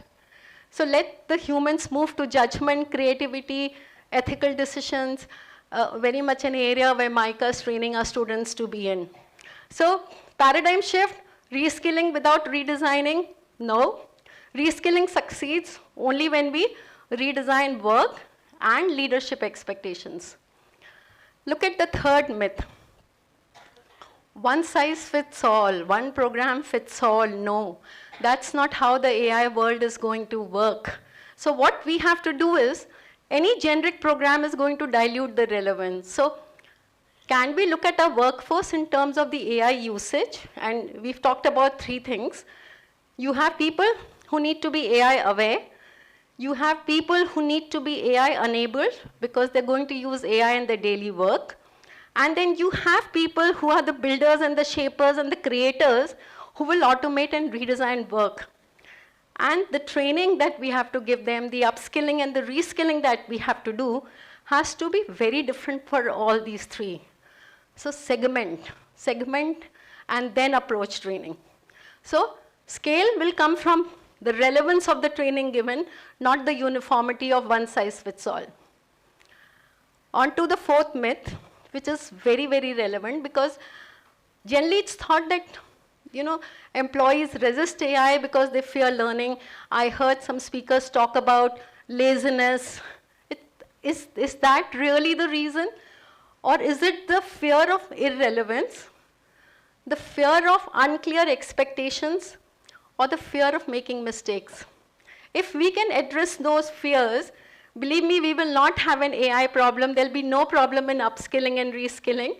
It will only help our AI adoption, because if this gap between confidence and capability is something that the organizations can address, we will see a huge jump in people's readiness and that confidence that my organization will not target me if my AI skills are not up to the mark. So what we need is not AI experts, but we need AI confident people. And I'm asking the fear that we are talking about. So as you know, fear can either propel or fear can paralyze. So how do we use that fear to our advantage? Can we make sure that that fear is used to make people learn, upskill, innovate, rather than get paralyzed or have resistance or have laziness? So employees will only do this if they feel they are supported by the leadership, if they have the right work culture, and if there are coping strategies given to them in the organization. So that's the paradigm shift we are talking about. And the last myth that I'm talking about today is, we always think that upskilling and reskilling is about adding more skills. But we've already talked about that if you do upskilling without workforce design, it's not going to really work. So what do we do? There are different methodologies. KPMG says, whenever you're doing an AI thing, make it personal, make it safe, make it daily. BCG says, measure outcome, prepare people for change, incentivize them, have the leadership team lead it, and give them the right time of AI tools. And that's where MICA comes in. MICA with its task ecology, which is the framework of redesigning jobs and workflows. And a lot of work has been done by a research team, and I must compliment Suresh for proposing this framework, which says, look at every job, automate, participate, augment, orchestrate, and very nicely he says, originate. Go back to starting it all over again. And I'm sure if MICA can put this forward, it's a game changer. So that's been done very well. Okay, now because the buck stops with the leadership, and I cannot close my topic without talking about the leadership. What my leaders have to unlearn, reskilling is not an option. Workforce readiness is the CEO's agenda. You can talk about the CHRO, you can talk about the CIO, you can talk about the CTO. But unless the CEO is taking full interest in it, it's not really going to work. How do we do it? And a couple of our speakers have talked about ethical things, building the guardrails, making sure that employees feel confident to fail. Tell them about IP, tell them about ethical uncertainty, because for people to be confident, you need to give them that freedom to fail. And if the leaders are willing to take that experiment, if they are willing to give that opportunity to the people, I think a lot of work will really change. So what we are asking the leadership team is integrate this in your AI roadmap. Make sure that this is your firstmost agenda and be consistent in your messaging about the human value. So the mandate which I would like the leadership to do is sponsor capability, not just tools, protect people during transition, focus on skill, intelligent, and workforce planning, make Workforce 2.0 your agenda today. And I think this is the best way to make sure that the entire agenda of upskilling and reskilling our people will go through wonderfully well. Thank you so much.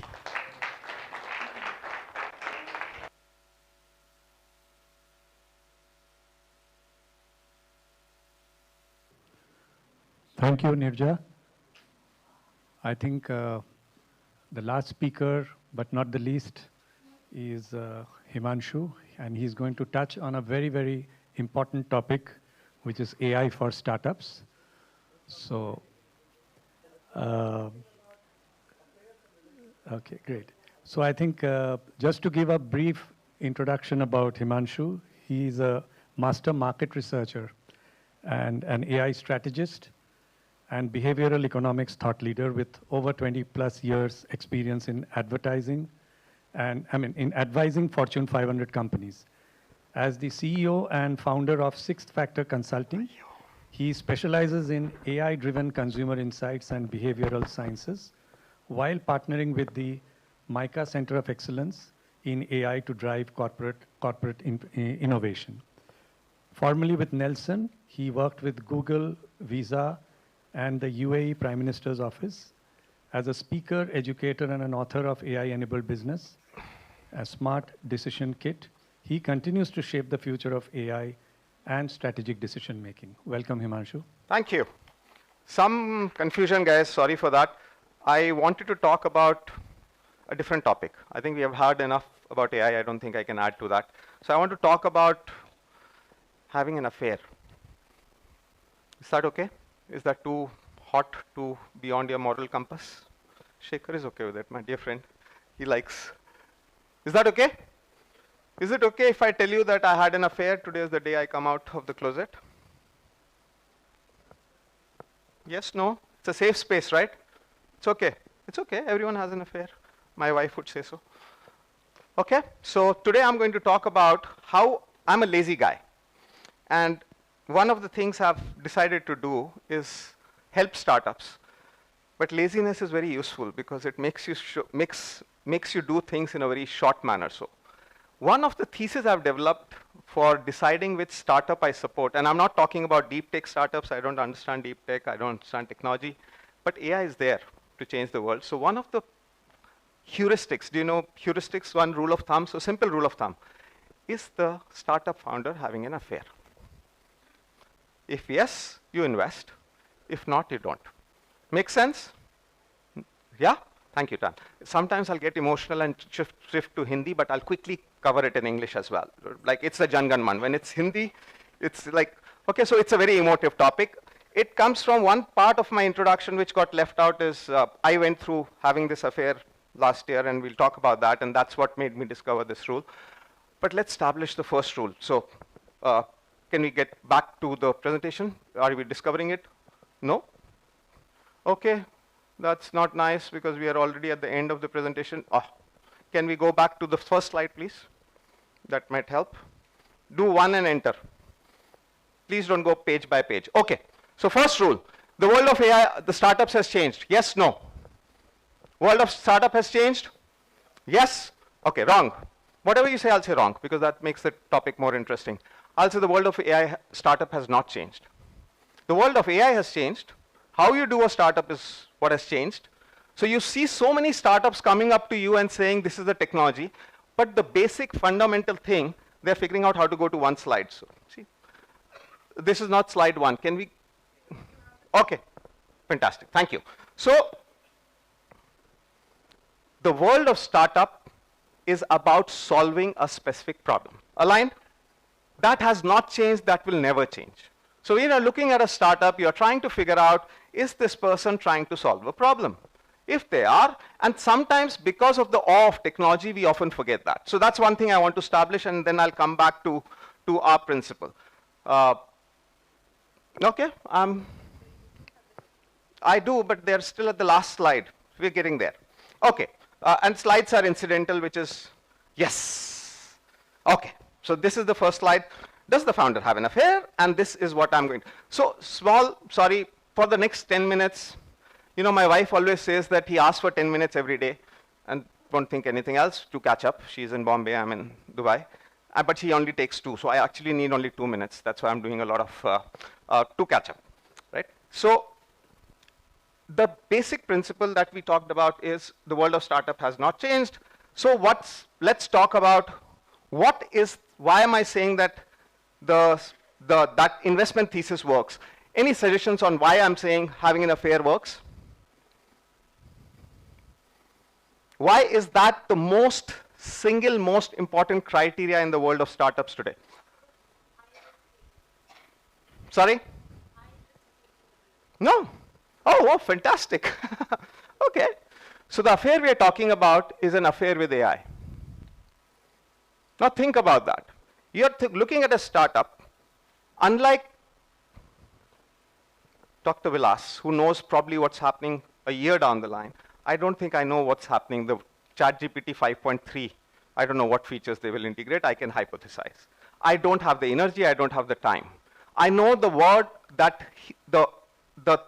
the way the startup is thinking about how they want to do what they want to do will change. That much I know. How it will change, I don't know. Now, if I don't know how it will change, what am I looking for? I'm looking for someone who's engaging with AI on a personal basis. Who's coming to me saying, this is what I have done, this is what I'm doing theoretically, but at how he's presenting the idea, how he's doing the MVP, how he's going about, he's actually leveraging AI, because that gives me confidence as the world changes, as the world evolves, he will evolve with it. And when we are talking about AI for startups, that probably is the most important single message that I would like to give, because if he's not having an affair, if it's a casual relationship, if he's delegated it, you never delegate an affair, right? You never say that my affair my secretary will have, I'll do the work. It's personal. It is secretive. Every day you want to do something with it. Anything happens, you're going there and you're saying, yes, can I tell you what happened? This is what my customer is saying. This is the data I found. What can I do? So if there's nothing else that the person is doing, but if he's engaged with AI, almost as if it was having an affair, and this is something I went through, right? And I have seen with the personal difference that it makes if you're engaged with AI at this level, rather than at a superficial level, right? So that's probably the primary thesis of a lot of things we talked about. Just in the talk before, we were talking about how you need to engage. It's not about skilling. It's about how do you engage? How do you get personal experience? Today in the CHRO summit, we were talking about, it's not about developing a training program. It's about being able to fail. But failing has to happen with a personal experience. If we are talking about how a customer experience can be improved as a startup, unless you have engaged with AI personally, you really don't understand what the limitations of that chatbot are, what the limitations of that system are. You can guide a tech team and it will give you a solution. It will be very synthetic. And that's something that we were looking at one of the talks. So this is probably now not only will I talk about how having an affair, but there's a very, very strategic tool that the way with which you need to have an affair, and that's what I will end with, and that's called FAFO. So you not only need to have an affair, but you need to have an affair with a toolkit called FAFOing. Because if you're not doing either, and if you're not doing both together, it is not going to be impactful as far as your AI is concerned. Okay, now let's talk about some of the things I've seen. So what are the symbolisms that I've seen when a founder, and these are practical examples, I don't have academic examples. So when have I seen a founder who's having an affair and who's FAFOing? when I see these two things, there are 6 things that I've seen which tell me that this founder is actually worth investing in. The first thing, which I find probably the most impactful, is does he have a virtual advisory board? Now, this by itself is a talk. How do you create a virtual advisory board? You are in a creative industry, you want Shekhar there. Without telling him, take out all the works, all his blogs, all the writings. He has amazing LinkedIn posts. You want Vilas, take all this media, he has a LinkedIn program, create all that content as a file, create them a personality, then that becomes the 2 people on your founding board. But how do you do that? It's not about founding board, because that you can learn from Google and this talk whenever you see it. But unless you are FAFO'd, you really do not know how to create an advisory board which is working for you today. And that's the difference between first having an affair and then FAFOing. So this is one tool and a way. I have seen advisors who have had a dramatic shift in how they are running a business from stage A to creating an advisory board, FAFOing with it, moving to the next level, and suddenly you have a much different level of conversations when you're looking at their next series of fundraising. And this is one of the things. The second thing, a lot of times we look at ChatGPT as someone who's serving. We've talked about that. It's a tool, right? But there are many roles and avatars that, and when you're FAFOing with it, right? So one of the examples of, I love this symbolism of having an affair. So there's this very nice gentleman, I've been working with him for 20, 25 years, sits in one place, does his job, completely my opposite. If some of you have interacted with me, can't be in one place, I'll be standing, I'll be talking this, I'll be talking that. He's that sincere worker sitting in one place, and suddenly we realize he's never in office. Like he's walking around, he's stepping out of the office, he's on the phone, pakka, affair, done, sorted. It is different symbolism. What he was doing, and that's what it taught me, was he was constantly interacting with AI, building his ideas, giving it suggestions, using the voice mode. And then you realize that what he was doing, as we started seeing what he's developed, he was a chief global product development officer, that he was bouncing off ideas. He was using it as a thinking partner, not as a tool, in different avatars, as a technical person. And therefore, I have seen people where they start having this conversation. I won't go into anthropomorphism and do you give it a human capability. I'm just saying that when I see this happening, that startup is doing well. And I've seen benefits of that startup using AI in this manner, where they start using it as a thinking partner. A lot of times as a startup, you are taking decisions which will decide whether you survive or not survive. Right? Should you enter into Saudi? Should you enter a parallel category? Should you take in that investment? Should you become partner in dark stores in your retail environment? It has huge impact. The power of using AI for these pre-mortem big calls, feeding in the right data sets, right? You say, this is the number of size stores, this is what I see, this is the pricing I can do, give me perspective, give me possible risks, talk to me as a potential investor, is immensely powerful. And again, look at what we are saying. We are saying, you're a startup, and in my mind, startup is anyone 5 to 100, right? I'm not talking about big guys with unlimited pockets. We are saying that, okay, you want to get into a space which will solve a real world problem. AI is happening. AI is happening at a pace. It's changing every 3 months, every 6 months in terms of what you can do. What is it? What is the relationship you have with them? You have a relationship which is like almost an intimate partner. You're FAFOing with them, and you're doing things which make sure that your chances of success are higher. So you have an advisory board, you are using it as a thinking partner, you're doing pre-mortem, you're doing, we are in market research, have been in that industry for 3 decades. I think one of the biggest uses, and we have never been able to serve startups. They don't have the time, the speed with which they want the data, they don't have the ROI for the kind of professional companies to hire, but today that's not needed. They have real-time customer intelligence options. You can set up dashboards which say, monitor these people, monitor what my brands and my companies are doing, monitor these conversations.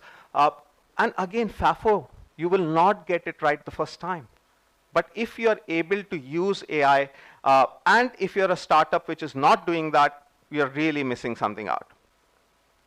Second last, one of the big things which I tell the founders that I work with is your biggest asset is what? And they'll tell me this technology, they'll tell me this asset we have created or this team member we have. It's actually time as a startup.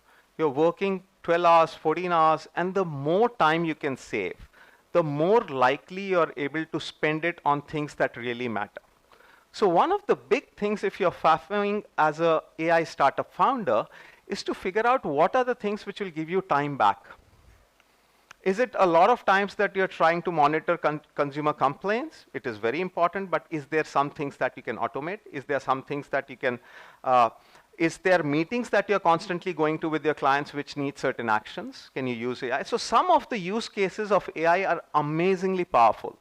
And those are things that if you're faffing as a founder, you know, okay, for these ones, AI is done and dusted. I can summarize my meetings. I can do action points. And I've seen founders who are not AI friendly, who have an AI team, and they're not getting there. Right? So this ability to save. And the last thing is that the 24/7 job as a founder that you have becomes a lot more easier if you have this kind of intelligence, whether it is about market, whether it's about competitors, whether it's about what's happening in the trends. I know people who have set up these autopilots alerts for every day. First thing in the morning, they'll get up, they'll figure out what's happening in the retail industry, any new changes. Fintech guys who have started getting these alerts from, we work in the Middle East Africa region, so which means there are 30 regulators that you need to keep tab of, what anyone might change, what is happening in the, by the central bank. But again, these are very, very automated things and very critical in terms of what you're doing. So in summary, what I would say is that this affair that you're supposed to have with AI is absolutely a powerful tool. I have said it in the context of startups, but I would also say that it's like the movie Inception, the seed of an idea. Each one of us, in our own relationships that we have with AI, what is the nature of that relationship? If it's an assistant, you don't expect the assistant not to perform. In an affair, you are willing to give it that.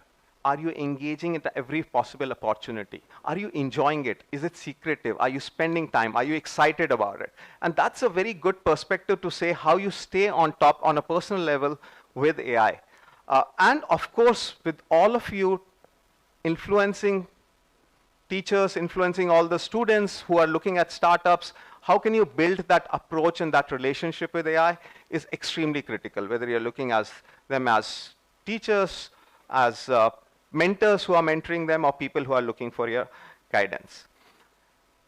And all of that, please remember, is with FAFO.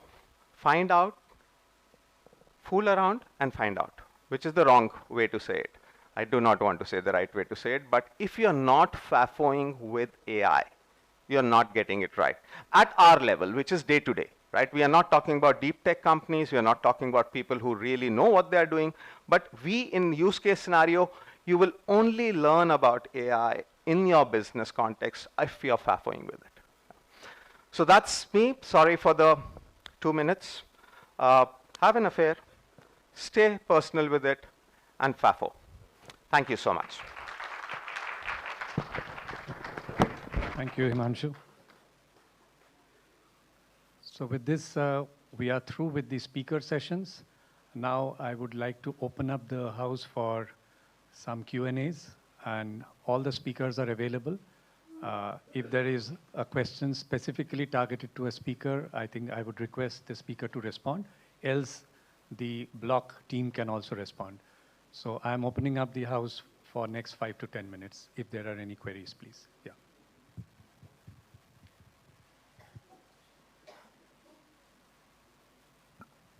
This question is for Mr. Shekhar Kapoor. Can AI experience wonder? And if it can't, can it actually tell stories of the human soul? Where are you? Oh my God, okay. You know, as a kid, we used to go up to the mountains, Delhi up in the mountains, and one thing I loved doing, because the rivers were running very heavy, and jumping over boulders, right?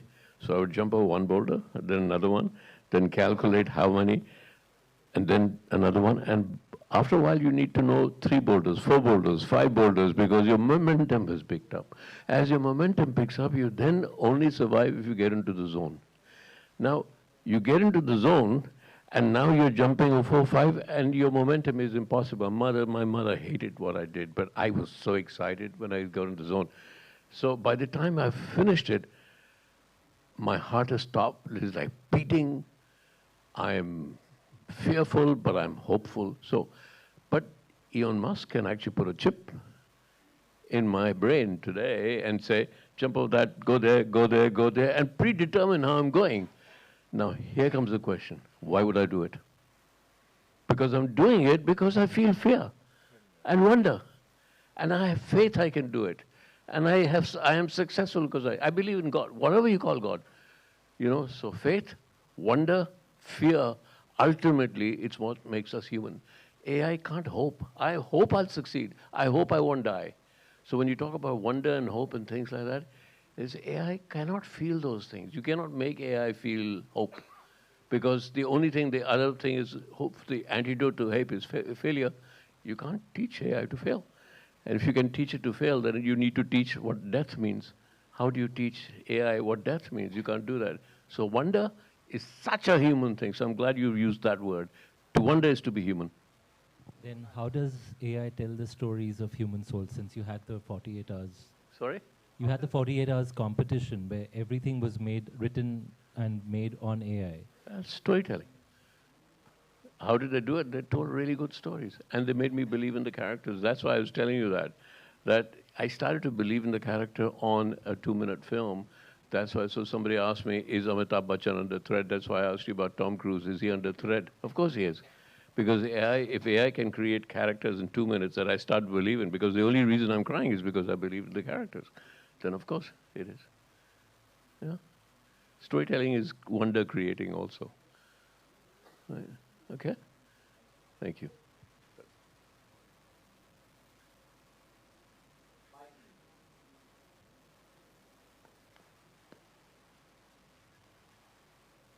This is also for you, Shekhar.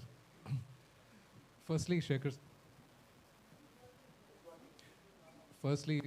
I would really request you to reconsider Nilesh's script and think about Mr. India too. Because he's right there. I don't know how much he's going to charge me. But linked to that, right, my question is really about this key point you made about human inertia, which completely resonates. I think that collectively is society inertia. And even in the enterprise world, there is enterprise inertia, and which you're saying is actually playing in the hands of AI. And in the enterprise world, I see lots of roles are not really net new creators. They're not really creating anything original on a day-to-day basis. Many of them are just moving things from A to B to B to C, and these are all the jobs that will be at risk. So what is the one advice you would give to either a movie director in that film world or more importantly, a leader in the enterprise world? So what action can you take? Because it's not easy to overcome human inertia. What would you advise to do?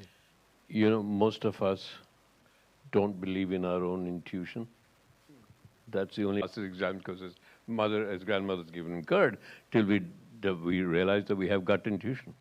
Gut instinct was the truth. So where does intelligence lie? Right now, the vagus nerve sends more messages from the heart to the brain than from the brain to the heart. So does intelligence lie in the brain or in the heart or in my gut?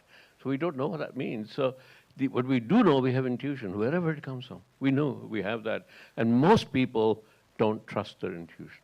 Most people, when you're writing something, if you write with the heart, you'll be more into it, but then the brain comes in between. And the brain says, yes, no, doubt comes in that conversation that is counterintuitive. So counterintuition is what is our big problem, doubt, counterintuition. So follow your intuition. Most great stories were written by a writer who constantly said, my God, I have to write because I have to earn money tomorrow. Right? What's the name? Harry Potter writer? She used to do that. She had to write. She had no choice. So she had to go with her intuition. So be intuitive. That's a long answer to a very short question. Sorry. Be intuitive. Yeah. How do you think the life of ants and grasshoppers will change in the world of AI? That was, who is that to?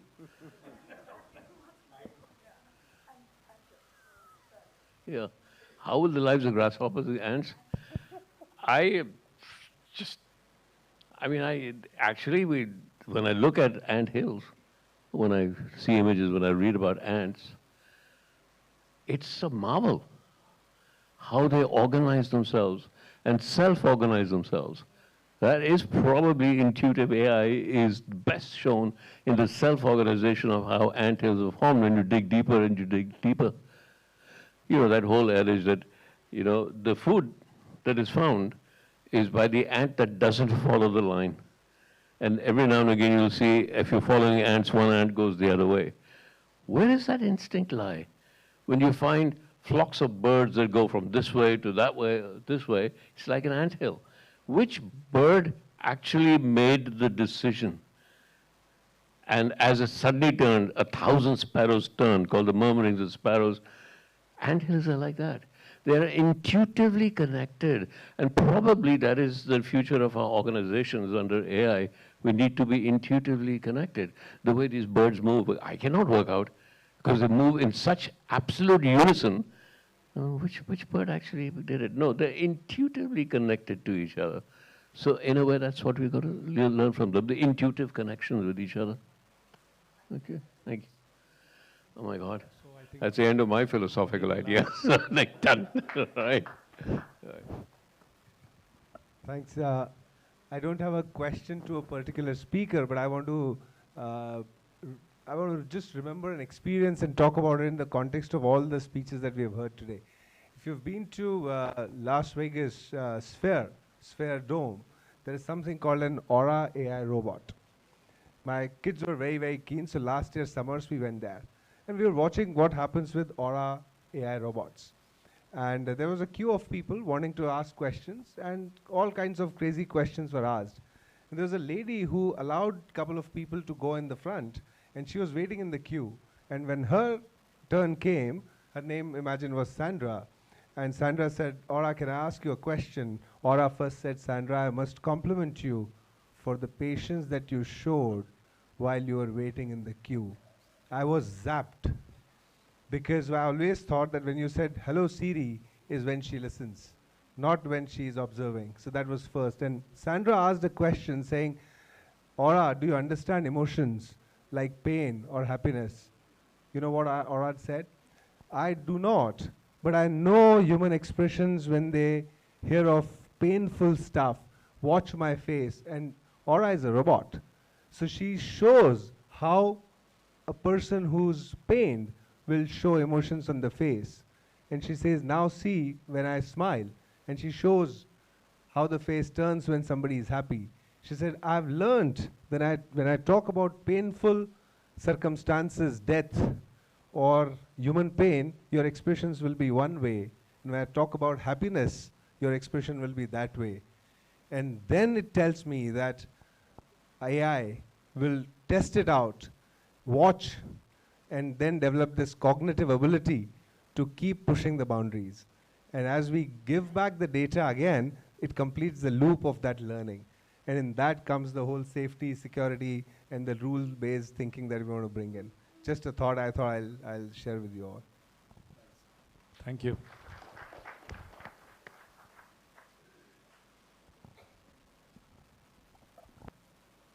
I think now it's the time to at least felicitate all our speakers who had come in to, educate us about AI. May I request our Director and CEO, Jaya Deshmukh, and our Dean, Dr. Geeta Hegde, to come on stage to felicitate the guests.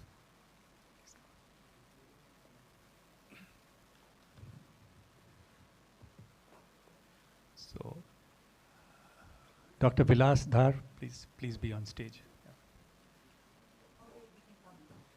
Yeah. Oh, you can come, no problem. Yeah, yeah, this is a photo op.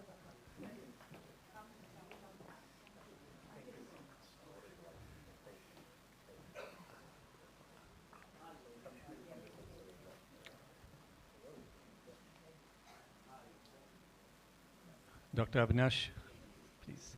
Dadij.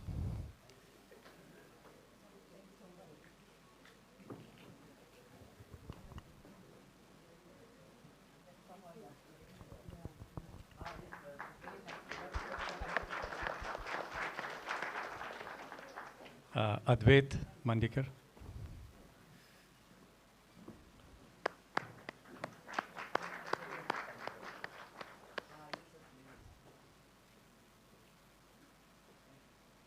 Ms. Ganga Ganpati.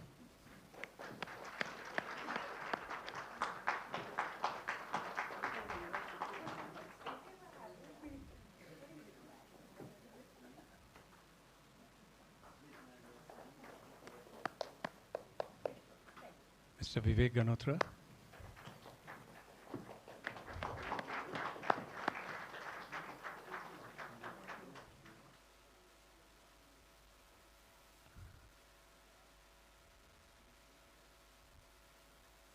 Ms. Suksukten.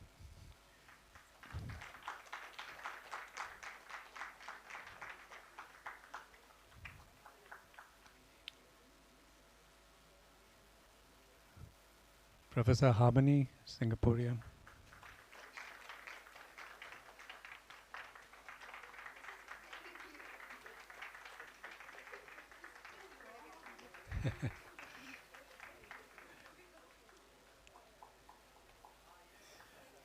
Mr.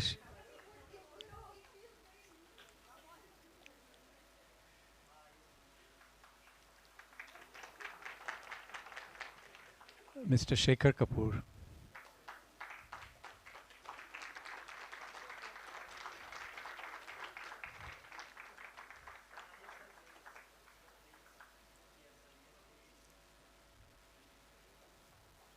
Professor Suresh Malodia.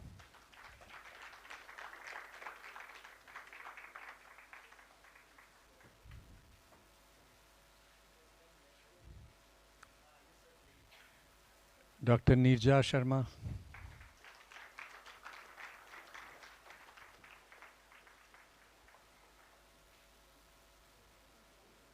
Please.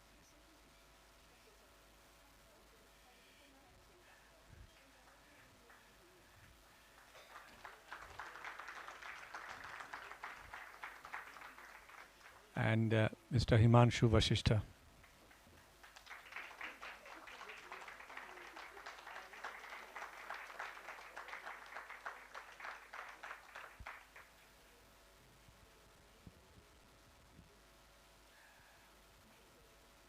So I think this is the end of this particular event, but as a customary vote of thanks, I think I'm on behalf of the leadership team as well as everybody at MICA, we would like to profoundly thank all the speakers who could come in today to share their views. The wonderful audience who was there, both in-person presence as well as online. I am told there have been a good number of people online also. We thank you for your presence and your time. And with all the departments, I think everybody coordinated extremely well for the last couple of months in terms of making this mega event happen, starting from invitations, starting from ground coordination, starting from logistics, everything. So I think I'll, instead of trying to mention all the department names which are automatically there, I would like to specifically mention some names. If I am missing out anybody, please pardon me.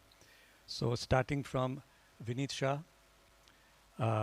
Sanjay Bhai, I don't see Sanjay Bhai here, Mehul, Jaideep Bhai Waghela, Himanshu Bhai Patel, Tekendar Bhai, Hiren Bhova, Nilottama, of course, Manish Bhai, Jasmine, Dhruv Choksi, Disha, Sumit Bhai and his entire team, Akhilesh Bhai, Keur Bhai, Krunal Patel, Akash Parekh, Birju Ambani from the corporate relations, Vijay Borse from the alumni relations, Manu Bhai Parmar, Ranjit Bhai, the entire accounts team along with Vinit Bhai.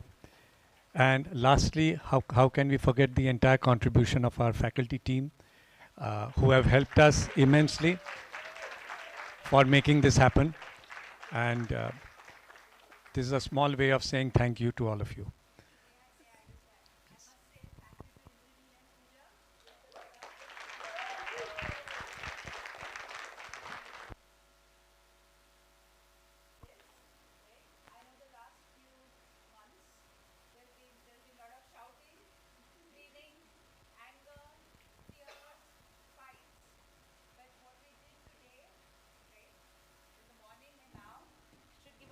evidence that we can do this. No, no, it's fine.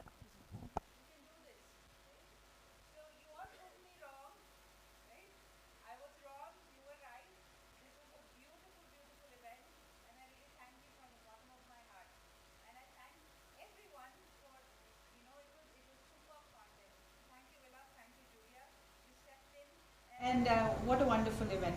Thank you so much. Thank you, Jaya. I think now we will break for dinner, an early dinner for us, being a Sunday, so that we can go home early. So please join us for dinner. It's being at the Idea Park, right? So which is on the right. So directions are already mentioned. And I think this will also help us to network informally. Thank you.